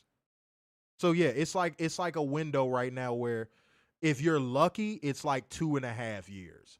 But usually it's 3 to 5 years a person is on the indies before they get the call. So I think we got a couple more indie waves to get through, which is why I said 10. Because 10 is like giving a longer estimate. I don't think it's going to happen within the next cycle. I don't see it that way. I just do not see it that way. Like hey, Werner, I would hope, but it's not real. I guess I'm just an optimist when it comes to that. Yeah, it's not realistic, bro. It's not realistic. It's a lot of women that's been on the indies for like 4 years at this point. And if you talk to them, they would be like, I just want to go to WWE. Yeah. Yeah, once those are purged out, we'll see. We'll see. I ain't gonna name no names. Right. Go ahead. Alrighty, up next we got Brody King with Swerve versus Swerve Strickland with Prince Nana. I'm saying fucking cheat code. This was nuts. The entrance was even a cheat code, bro. The Candyman joint. Yeah. I caught that immediately. He didn't even have to come out with the hook or nothing. I caught it immediately when I saw the font. Here's what I liked about this match, beautiful people, real quick, and then we'll go to the result. They did not drag this out. Mm-mm. And you want to know why that was a good idea to not drag this match out? Because the build wasn't that strong. This felt like a match that lived up to the tagline of who's the most dangerous man in AEW. It just seemed like the both of them were going out there trying to prove who was tougher and who could hit harder. That deadlift fucking power bomb on the apron by Swerve was insane too, by the way. Mm-hmm. I love the style. I love the pace of this match. And I love how Swerve kind of spent the match trying to put Brody down quick because he knew how dangerous he was if he went into longer depths. That felt like the story of this match as I was watching it. Swerve trying to put him down quick. Like a real dangerous motherfucker would. A dangerous motherfucker will try and put you down quick. A dangerous motherfucker ain't going to sit there and play with you all night. Right. So even the way this match was structured, I enjoyed. Go ahead. No, I'm with you on that. I love the fact that this was just a drag out fight. This wasn't a wrestling match. This was just, I'm going to hurt you. Stay down. Yeah, I think that's is what you needed for this was, I'm going to hurt you. Stay down. Yeah, you had Brody working this match like the fucking Terminator. Mm-hmm. Yeah. Yeah, it opened with a house call. Right.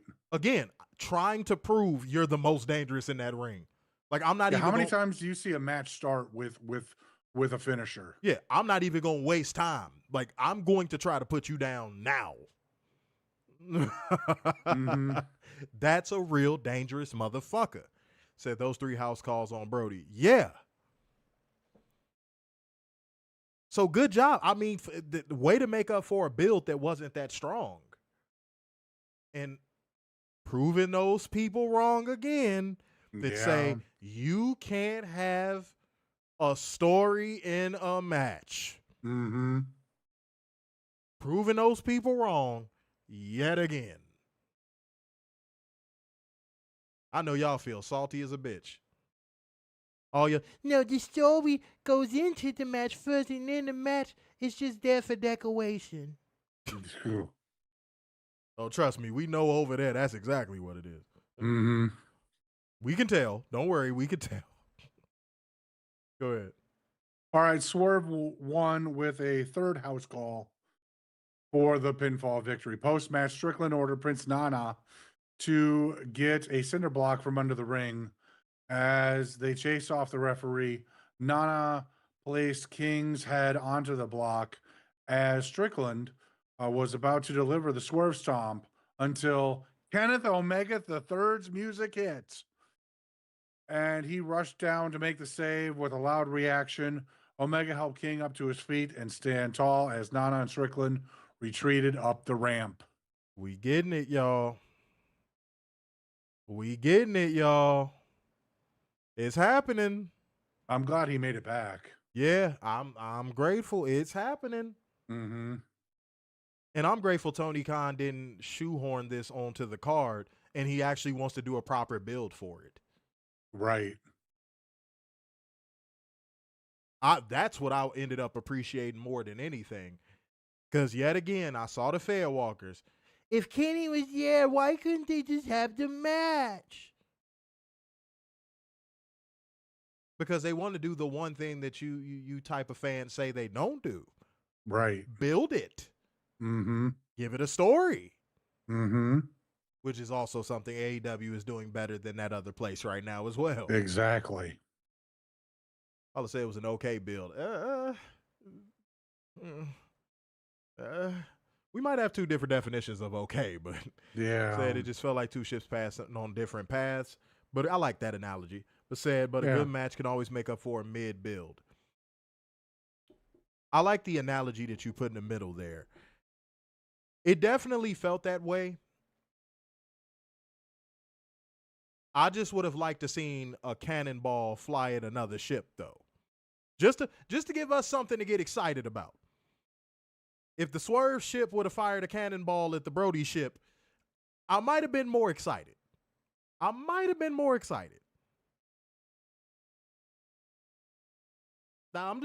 being honest. Said the chain, I could talk. The chain choke sold me on it. Yeah, everybody has different things that kind of triggers them to be excited for a specific thing. So I understand. Like if that did get you excited for it, that's cool. That was a cool moment. But I just think if it's like video game progress, like you know how to show you have 70% completed the game, that's what this felt like. It felt like the game was completed at 60%, and then boom, you got to the final boss battle. Yeah. And I think for any pay-per-view match, it has to be above 70%. Like 70 is the minimum I look for. Like if I could get at least 70% progress going into a pay-per-view on a feud, I'm with it. Anything under that, though, I know WWE has made a lot of people lower their bars when it comes to that. Trust me. But my bar will never lower. 70 a bust. Let's keep going. Alrighty, up next we got Thekla versus Kris Statlander in a 2 out of 3 falls match for the AEW Women's title. Kris needed one of these, boy. Oh, buddy. Kris needed one of these like she needed a hole in the head. I like the angle they shot on Collision.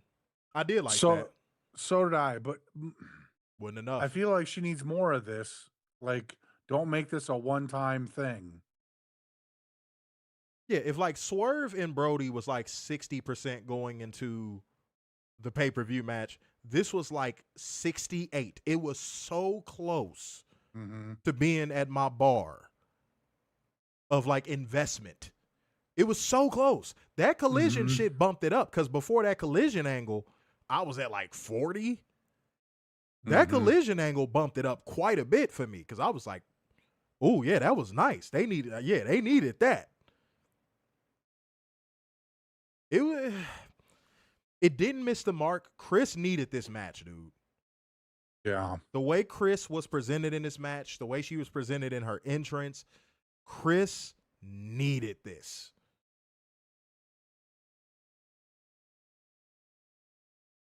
Thekla is Thekla. Like, Thekla does what Thekla does, and she's so fucking good at it. But it's going to come a time where Thekla is going to have to reinvent herself. I think we're a long ways away from that. Mm-hmm. But if Thekla continues to be the rock star that she is out there in front of those cameras, Tony is going to have a harder time taking the belt off of her than he's probably imagining. It's like the timeless Tony Storm conundrum where at a certain point people was like, okay, get the belt off of her. She doesn't really need it anymore. But then me and you both were on here like, well, who can take it off of her that would even like be viable? Right. That's probably going to end up happening with Thekla too. Dude, she's a fucking rock star. Her presentation is ready-made. Right. And she can perform. Like maybe that's how we see Tony get to number 5. Maybe. You know? Maybe. Like right now, the only people I can see taking it off of Thekla is like Mercedes or Tony. Really? Yeah. Well, sure knows by all in that might be the match. We'll see, man. Yeah, man. Tony Khan, you got a conundrum on your hands with Thekla because we knew this. We said the moment you get that belt on her, it's going to be hard to get it off. Dude, she fucks the camera. That's the first thing I said about her when she got to AEW. Yeah. She fucks the camera. She makes love to that camera. And that camera loves her back. We'll see. I don't know, but let's get to the result. Thekla won 2-1. In the final pinfall, she used a spear and 2 curb stomps to win. Mini Chico, by the way. Meant to say that. Oh, yeah, totally. Mini Chico. That second fall was really good. That's like that whole sequence during the second fall, every sequence during that second fall was really good.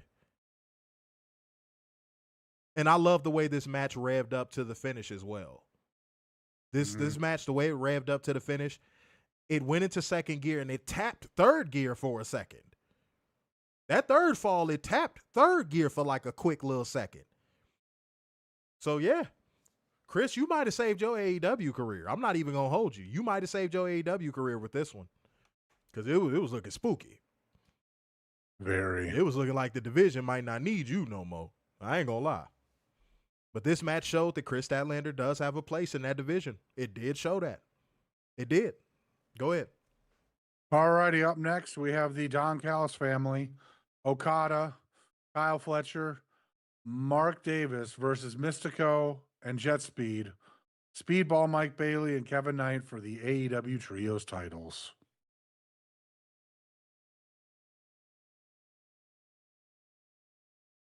I thought this was a slight cheat code.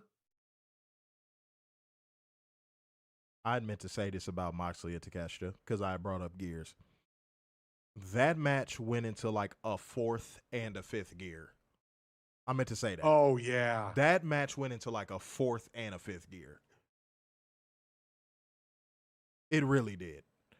Now, this match. When you come into a match like this, either you're 50-50 or you have a high expectation, especially when you look at the competitors involved. Mm-hmm. So you're either down the middle or you have high expectations. I don't think anybody, especially seeing the field, I don't think anybody came into this with a low expectation. If you did you not see the competitors? Right. Like, seriously. This is something I've always loved about AEW pay-per-views. This was one of those matches that I came into, I was 50-50. I was like, if we get a great match out of it, cool. If it ends up being like bang average, whatever. This exceeded expectations for me. I'm giving this a mini cheat code as well. But the MVP of this matchup, even though y'all may disagree with me, the MVP of this matchup for me was Kevin Knight. Oh, yeah. No, I totally agree. Kevin Knight is starting to do what Willith Ospreay III and Richard O'Shea did early in their careers. He's putting out constant great game tape. He's leaving it all out there every time he goes out there.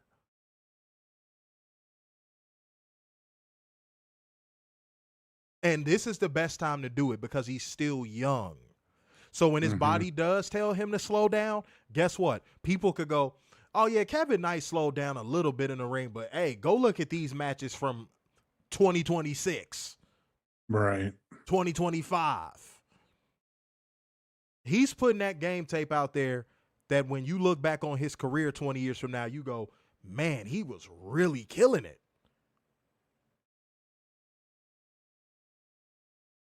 He wrestles like his fucking legacy is on the line. Speedball, too.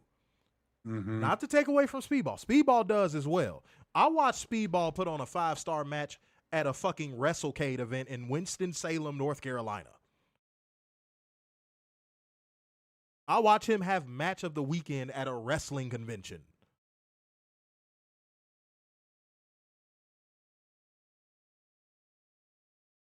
I want to put this in perspective. Kevin Knight is still a little bit away from being a world champion. He's still a little bit away. But when he gets there, I have all the faith in the world. And if I was working with Tony Khan, I would tell him this. I have all the faith in the world that he's never going to give up that spot. There's a lot of people you see get put in the main event scene and you see their heart ain't really in the game no more. Like once they get to the main event, they heart just kind of stop being in the game.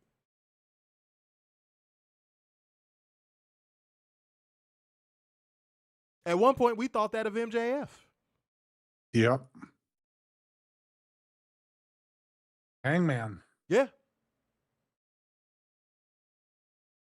There's plenty of people over the course of AEW's history where we were like, hey, man, they got in the main event and started laying out stinkers. Plenty of people.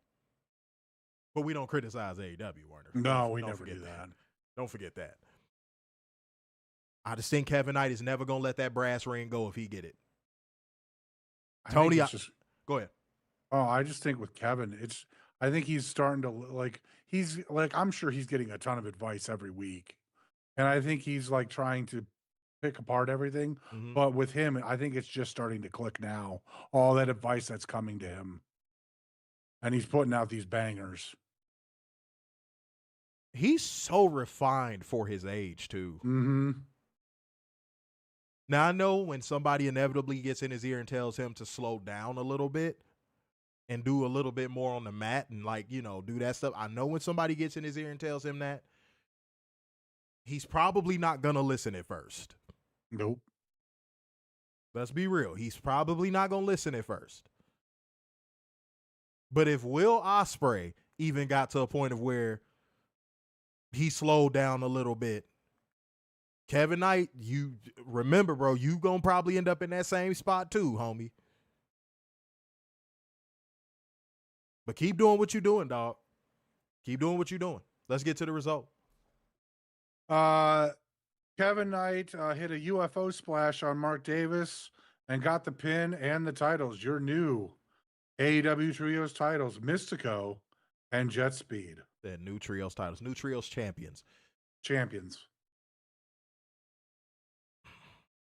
Post-match, Jet Speed hoisted Mystico on their shoulders. As it says, Mystico is all elite on the Tron. Excalibur made sure to say he's representing both CMLL and AEW going forward.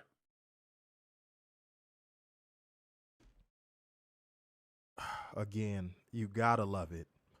Authentic emotion from Mystico. He was happy. You could see the happiness through the damn mask. Yeah. Seeing people that love where they are. Seeing people carry themselves like it's not just a job for them. Having that heart and that passion for what they do. And to see it show. Man, you can't replace it, dude. No. You can't replace it. And you know what? Now we get Mystico, 2 to 3 times a month. I'm with it. I'm excited for that. And that's man, when that graphic popped up, what a way to do it. Mm-hmm. What a way to fucking do it. And shouts out to them for winning the trios titles because, again, yeah, we going to see them more often. Mm-hmm. I even like the fact that Kevin Knight and Speedball were out there with the mask on. Yeah. That was a nice touch. The type of stuff that you see in other companies maybe once in a blue moon. They're doing this all the time. Thumbs up for me, man. Yeah, major thumbs up for me. All righty, up next, we have Andrade El Idolo versus Bandido.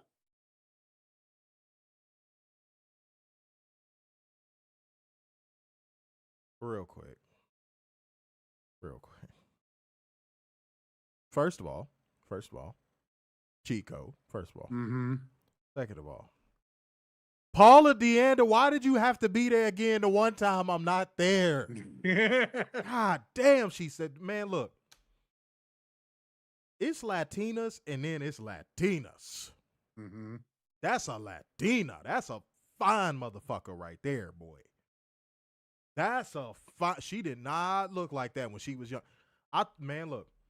Paula Deanda, when she was younger, I thought she was Arabic. She kind of looked Arabic. I'm like, man, what record executive's daughter is this?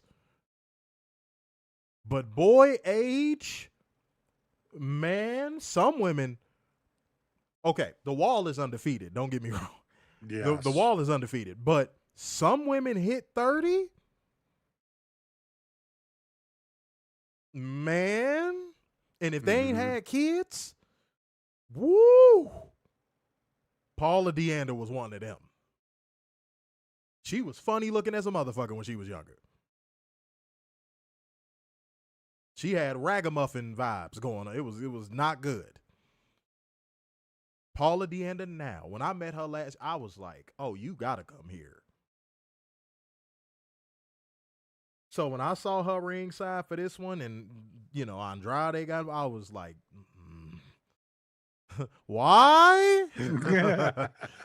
Nah, man, that's one that's on my hit list. I ain't gonna hold you. That's one that, man, look, if she offering, I am accepting. That's a over and over again. That's a fine ass Latina. God damn, Paula Deanda so fucking fine. And I don't pedestalize no woman, but that's a fine ass Latina. Straight up. If I could say Latina women are the best. One of. Now, y'all hear me talk about Latinas and white girls and all that on this show, but I'm sorry. I am so sorry. Not the caricatures and the stuff you see on social media about them and the World Star videos you seen, the perfectly curated, ratchet nonsense. Nothing on this planet beats a black woman in beauty. It is so many different shades, tones, accents, dialects, lingo, you name it. It is so many flavors. Most Latinas pretty much kind of look the same across the board except for Brazilians. You could confuse a Colombian chick with a fucking Mexican chick real quick. Like in this order. Watch this. Dominicanas, Brazilian, Mexican, no. Colombian, Mexican. Oh, I'd even put Puerto Rican over Mexican girls. Yeah, Puerto Rican, Mexican. In that order. Now, if somebody say, did you really just say Dominicanas are number one? Have you seen Nikki Blackheart? In real life? Like actually in person. Y'all, I saw that woman with no makeup on. None. Zero makeup. And I was like, how the fuck is she a 9 with no makeup? None.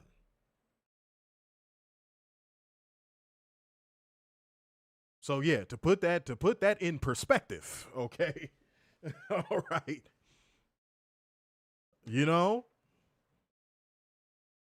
Yeah, no, Paula Deanda might drop off a cliff overnight. It's only a matter of time before she get that refrigerator shape all Latinas get after a while.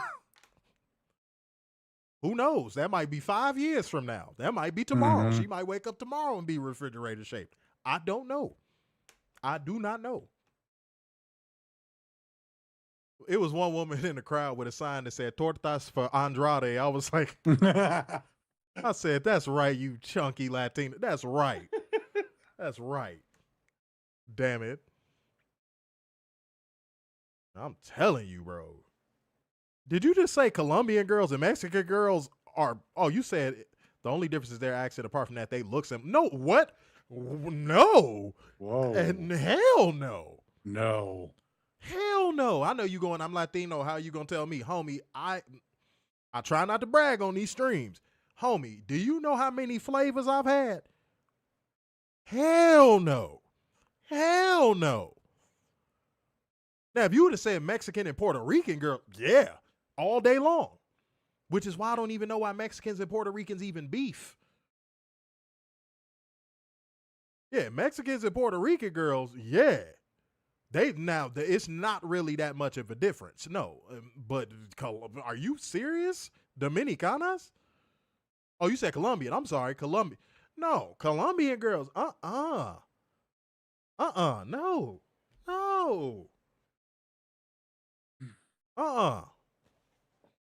That shit ain't even close, brother. No. I'm going to keep it a bean. Selena saved the Mexican girls. Wouldn't nobody really check it for Mexican girls before Selena? Real talk. Now, Miguel, you know I'm telling the truth when I say that. Selena saved Mexican women, boy. It's a reason why she's still talked about to this day, homie. Yeah, no, she saved Mexican girls from beauty extinction. Straight up. Straight up. That's real. Keeping it a whole being. Same thing with J-Lo and Puerto Rican women. Mm-hmm. And it was crazy. I don't even think J-Lo all that bad. She okay. She all right. I've seen cuter Puerto Rican girls in New York than J-Lo. Thekla ones too, shit. All right, that's enough. That motherfucker said Colombian girls and Mexican girls ain't that different. What the hell? What the hell? What the hell, Bubba? Have you ever seen Colombian girls? Go ahead, man. You know, there's a thing called YouTube to where you can see the differences. Lord, but yeah, no, ain't nothing. Like Dominicanas and Brazilian women are untouchable. Like it's not even close. It's like a big drop off after that. It's like a gigantic drop off after that. Go ahead. All righty. Andrade won with an avalanche DM for the win.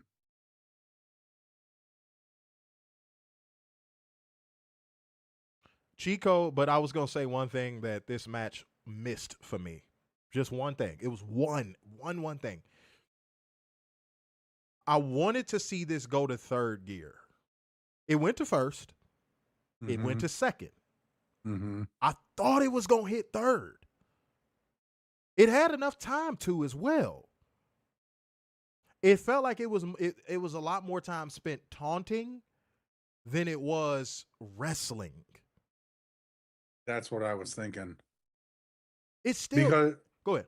No, because I mean, with all the taunting and him going around getting girls' pictures, I'm like, you could be getting into third gear right about now. You could be getting into third gear right about now. And just, it never happened. Yeah, it ain't a diss song. It's a real song. It ain't a diss song. It was still a cheat code of a match when they were in the ring, getting busy, pause if necessary. Pause. But, yeah, man. I don't know. Yeah, I feel like when they got towards the end, like the shifter was up and about to go to like it was in the middle and was about to go to third, and then the match And then it ended. ended. Yeah, and then it ended. Yeah. Like if Bandido would have kicked out of the Avalanche DM, I would have been like, oh, here we go. Yeah, right. I was like, oh shit, now here we go. Mm-hmm. They're about to get busy. Here we go. This match could have benefited from a couple false finishes. This match actually could have benefited from a couple false finishes. Now, at this point of the show, there were a lot of people. Why are the lights going out so much? Why is everybody kicking out at one?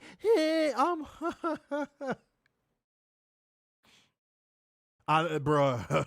Have you seen a Bruh. Roman Reigns match? Pick one. You can't miss. Pick one. Yeah, pick one.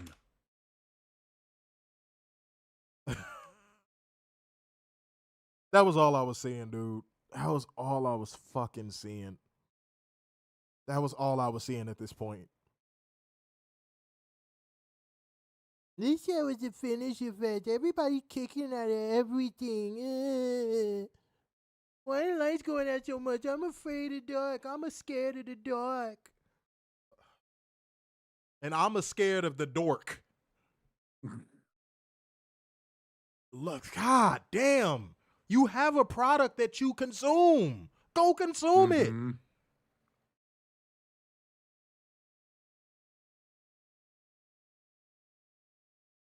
Bruh, like, dude, the crowd was losing it over this match. And the crazy part is we're giving a criticism of it by saying it could have even with how good it was, it could have been better.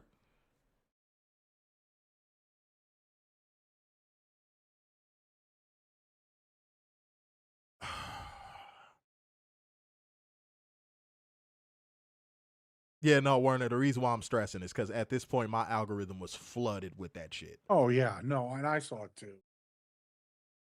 Even in the most, like, the latest to, find the results and stuff for pictures, it was just ridiculous.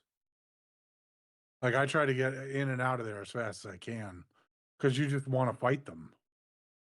That's boy. I've said that so many times. Mm-hmm. You read enough of them, you like, man, where's this person at? And before I even get to that point, I just block them because because a lot of these motherfuckers have never had to deal with a threat of violence, so they wouldn't even know what that shit looked like if it approached them. Mm-hmm. Go ahead. Alrighty, up next, we have the Dogs, David Finlay, Gabe Kidd, and Clark Connors taking on Darby Allin, Orange Cassidy, and Roderick Strong All right, in a Tornado Trios match. Y'all ready for this, man? Fuck this match. Yeah. Fuck this match. David Finlay is out there working his ass off. Gabe Kidd is out there working his ass off. Clark Connors with that nasty fucking spear on Darby Allin while he was on the apron. Fuck this match with every fiber of my being for this undying love and loyalty that Tony Khan has to Orange Cassidy's fucking gimmick. Mm-hmm.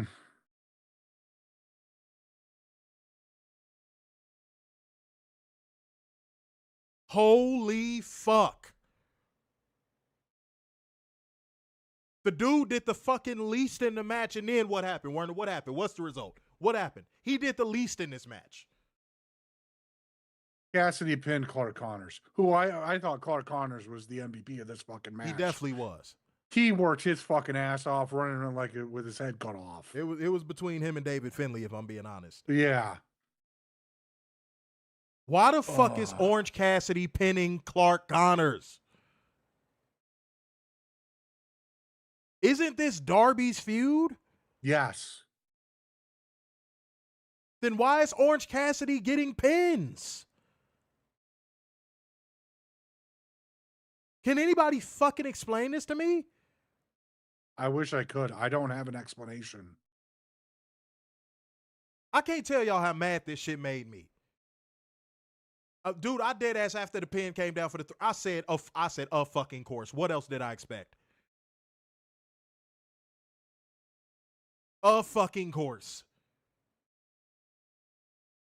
And then what made it worse was you had the production go to all different camera angles of each fucking member of the Dogs with this dumbfounded fucking look on their face like, did we really just lose to Orange Cassidy? Mm-hmm. That made it worse. Yeah. Now, at this point of the show, real quick, Warner, watch this. Here we go. I was seeing bitching. I'm tired of these camera angles of them putting it on people in the crowd. Warner, how many cutaways do we get of the audience during the average WWE show? Way too many. And you know what, tonight? All I ever fucking saw when they did cutaways to the crowd were fucking WWE streamers who are like, I love WWE. Yet Tony has to, for some odd reason, show them. Y'all, the cameras they were using for certain entrances and for shooting the crowd looked phenomenal. It looked great. I thought it was a very welcome addition. The cutaways to the crowd on WWE shows, the people in the crowd look like they're being held fucking hostage. Mm-hmm. Can we all agree on that? Even the biggest diehard WWE fanatic has to agree with that. Whenever they cut to somebody in the audience on WWE, they either look dumbfounded or they look like they're being held hostage. At least when they were cutting away to people on Revolution, they were into the show.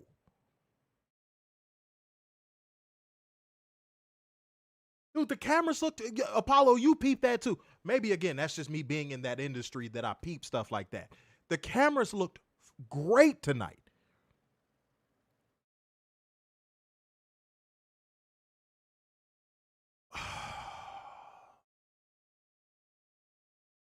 Apollo said, what the hell has gotten into Finley? I thought he sucked. That's what everyone told me. Oh, you got told wrong. Oh, see, that's WWE and their hordes of fans and their media. Oh, and all things considered, shouts out to the LA crowd. They were lively and they were hype and they didn't die for anything. Yeah. This is a great crowd tonight. Yeah, I was surprised. Yeah, excellent fucking crowd. Shouts out to LA, man. This crowd was great. You know?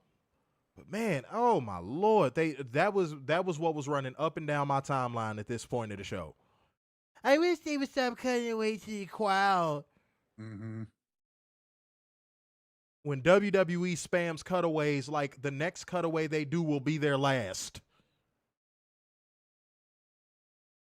Stop projecting. Stop fucking projecting. Just because that company can't do anything right doesn't mean every other company can't do anything right. Continue. All righty, kids. We're at the main event. MJF versus Hangman Adam Page. Texas Death Match. Go watch. Go watch this match. Study this match. Even MJ, like, as much as I've hated on MJF, him coming out in Terry Funk pants. Bravo. Excellent touch. Excellent touch. Bravo to him. Excellent fucking touch.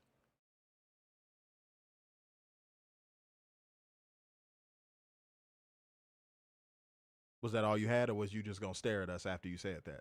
Sorry. No, go watch this match. It's higher than a cheat code. Go watch and learn. Now the psychology in this fucking match was off the roof. Actual psychology, might I add. Yeah, actual psychology. But the pacing of this match is what impressed me the most. Yeah. The pacing of this match is what impressed me the most. It wasn't just, let's go straight into this hardcore spot, and then let's go into the next one. I love how they built to each spot. Mm-hmm. The pacing of this match was, I can't even say, it was perfect.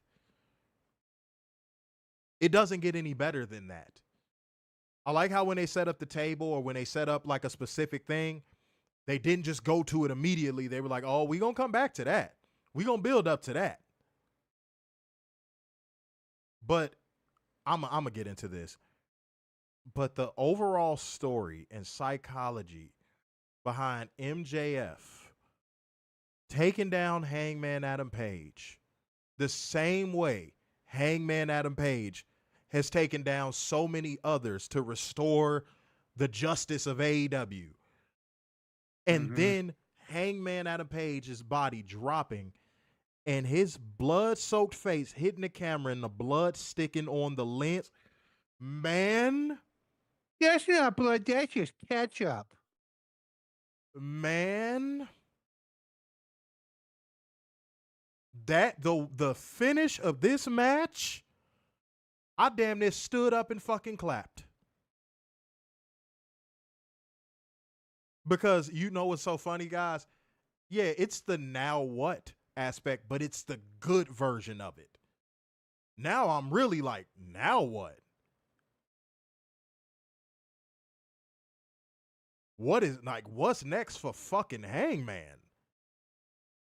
They have some way, somehow made me have intrigue in Hangman's next step. And MJF's. And MJF's heel work and heel psychology in this match was pristine. Starting with the Terry Funk tights. Yeah. That set the tone. But something y'all might have missed because y'all might have got caught up in the spots. MJF needing to do everything within his power, his heel bag of tricks, to finally put down Hangman Adam Page cannot go overlooked. No. He even had to use the damn Dynamite Diamond Ring. Yeah. He had to use everything. So Hangman didn't come out of this matchup looking weak, because I saw people saying that, Werner. Hangman looked weak in this match. I said, what match were you watching? No, there's no way. What match were you watching, man? Were we watching the same one?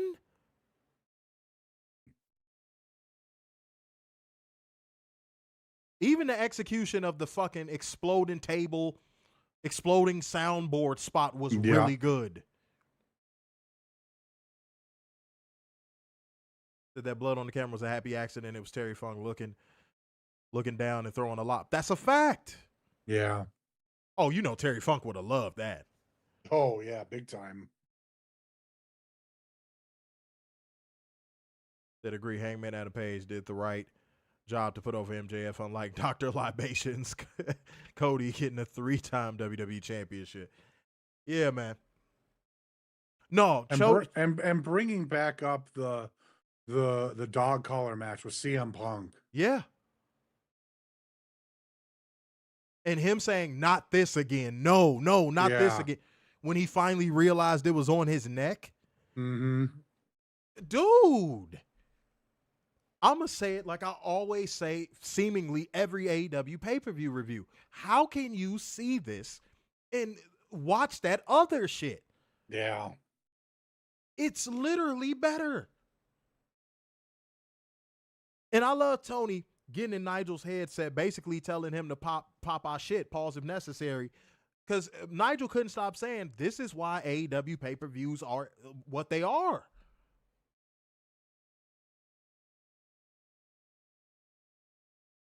Hug Me Trick 24, one of Warner's prison bitches with the 5 schmackaroos, said, fellas, should the pay-per-view show start an hour earlier, feature less matches? Oh, here we go. 12:30 finish on a Sunday is type crazy. I'm still going to watch them, though. Okay. Good question. Not to shit on you. Good question. You ready for this? AEW shouldn't change a fucking thing right now. When it comes to how things are presented for their pay, they shouldn't change a thing.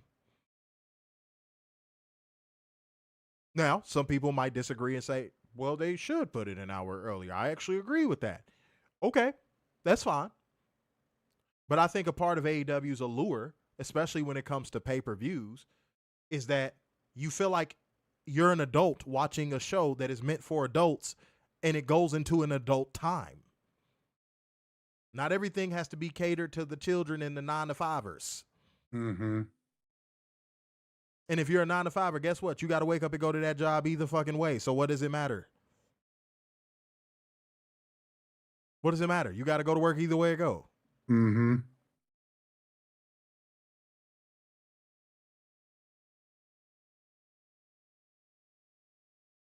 I don't no. I think they shouldn't change a thing. I feel like that'd be capitulating to the same people that don't even support their product. No, they shouldn't change anything. Plus, they started at 7 Eastern with 0 hour. Now, on like secondary pay-per-views, like, well, I can't even call an AEW pay-per-view a secondary pay-per-view, but No, you can't. But in name value, a secondary pay-per-view, like a Dynasty. Should you maybe have like 2 less matches? Sure. That's a compromise I'd be willing to take on. Mm-hmm. Should you maybe have about 6 matches? 6, 7? Sure.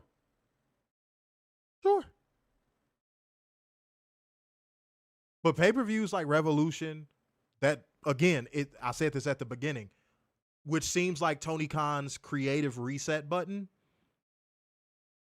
I don't give a fuck if it's 10 or 12 match. I don't give a damn. If I know it's resetting all of AEW storylines, I don't care. If Double or Nothing is 10 to 12 matches, I don't care.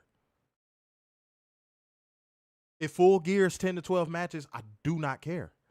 If All In is 10 to 12 matches, hell, if All In is 10 to 14 matches, I don't care. But if you want to make All Out like 7 or 8 matches, okay. You want to make Dynasty like 7 or 8 matches, okay. Wrestle Dream. Yeah. Okay. Even with Wrestle Dream, you want to make that 6 matches, okay. 6 matches, 2 on the 0 out, okay. Mm-hmm. But for Revolution, fuck no. Double or Nothing, fuck no. All In, fuck no. I'm going to tell you what I think when I hear that, by the way. Be more like WWE. That's all I hear. That's all I hear. Not saying you're saying that, but when I see questions like that, that's my first thought.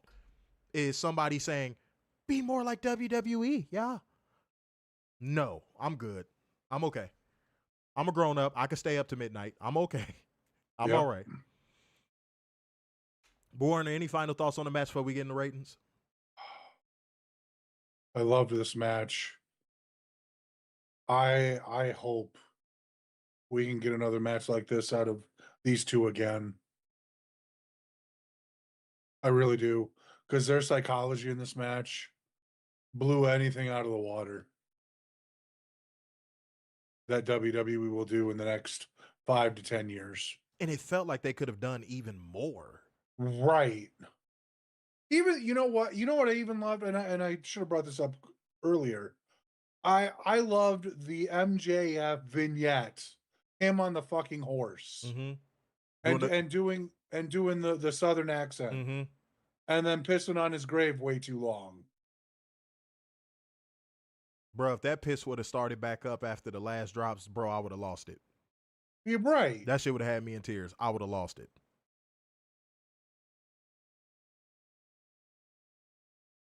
Man.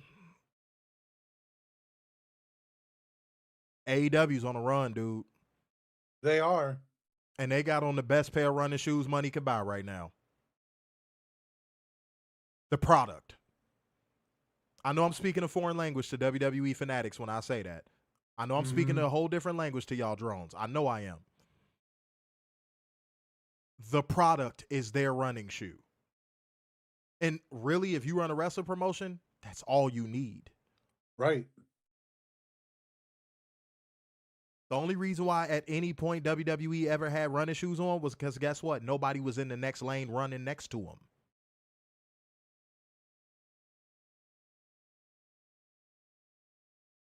But you know what's crazy, y'all? Just like that LA Marathon dude. If Tony Khan keeps running, he might be able to catch up. And you know what? He might fuck around and win. And that's what I think y'all are really afraid of. Mm-hmm. It don't take much. Word of mouth is still the strongest form of advertising. Yep. It don't take much. You think Wayne Brady ain't finna run and tell his homies like, hey, man, I went to this show that went WWE. It's called AEW. Man, that shit was hot. And who's to say at that point, Drew Carey don't show up. Conan O'Brien don't show up. Mm-hmm. Then who's to say like Eddie Murphy don't show up the next time they in LA? Telling you, bro. They do that again in LA. I ain't gonna lie, I'm coming. Paula, I'm gonna get you. Damn. Jesus. Man, Paula. Shit. All right. Fuck. But ratings, attendance. Oh, they had the attendance tonight. Mm-hmm. Over 1,200 or 12,000. Sorry. Say, what the fuck? That ain't even a quarter of the Staples Center. No. All right. But, oh, shit, we ain't do ratings. I was finna sign off. That Orange Cassidy shit pissed me off so bad. Yeah. Like, if y'all told y'all where I was before that, y'all would be like, whoa. You know what I am going to tell y'all? Before that Orange Cassidy shit, I was at 9.9. I was at 9.9. That Orange Cassidy shit pissed me off. I was at a 10. After that, I ended up landing at a 9.3. It really pissed me off that bad. It was just a gut punch. It was a fucking gut punch. It was like the show was going so well. And then, boom, Orange Cassidy. I was like, are you serious, dude? Yeah, I was at a 9.9. You know what? Real quick. Oh, shit, I ain't get moment of the night. God damn it, hold on, real quick. Let me get that out the way so you can say what you got to say. Hold on. I'm going with the main event. I'm going with Texas Death. I can't go against it. In my mind, I can't go against it. Go ahead. Real quick. I really thought this was an odd lineup.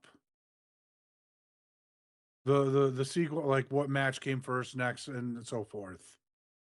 Because I think on any other night, that trios match should have kicked off the show. Okay.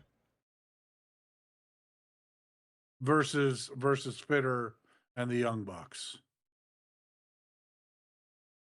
That should have been semi-main event, not the trios match.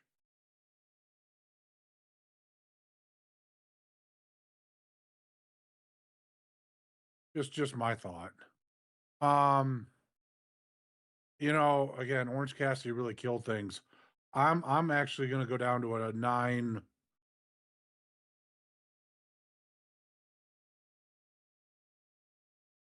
You know, 9.3 sounds about good. 9.3, moment of the night, Texas Death. Mm-hmm. The psychology was just... It was off the charts. It was so awesome. It was off the charts, man. That shit was top notch. Seeing... Oh, Tony, the scrum must be over. He's in here. The burner. Uh-oh. Said 10 MJF Hangman.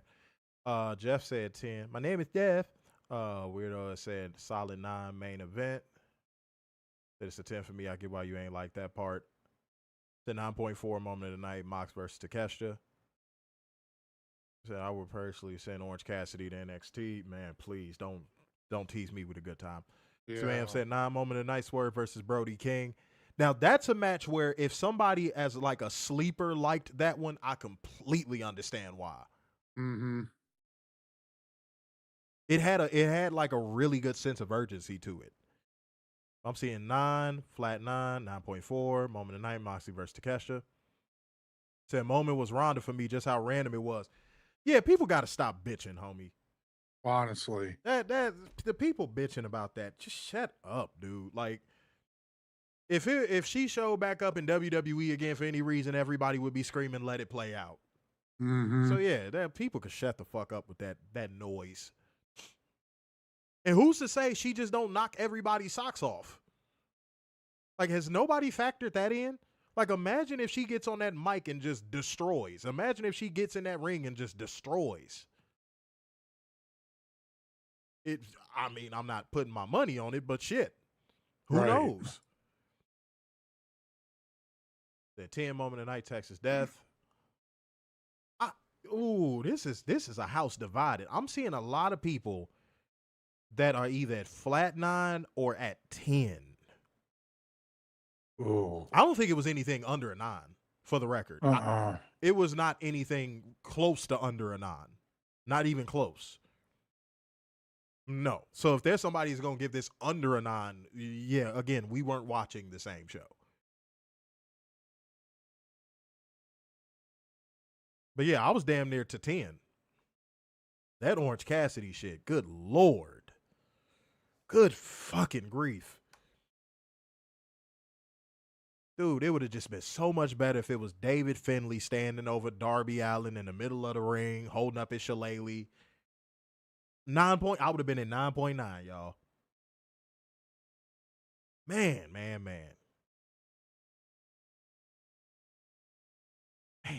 I'm sorry, that just, damn. Yeah. So close. All right, y'all. Look like y'all slowing down. I'm slowing down too. I need to get some rest because, again, I got a super busy fucking day today. And on Tuesday, y'all. So, yeah. Today, I keep saying tomorrow. Today, Raw is in the air. I'm going to put it like that.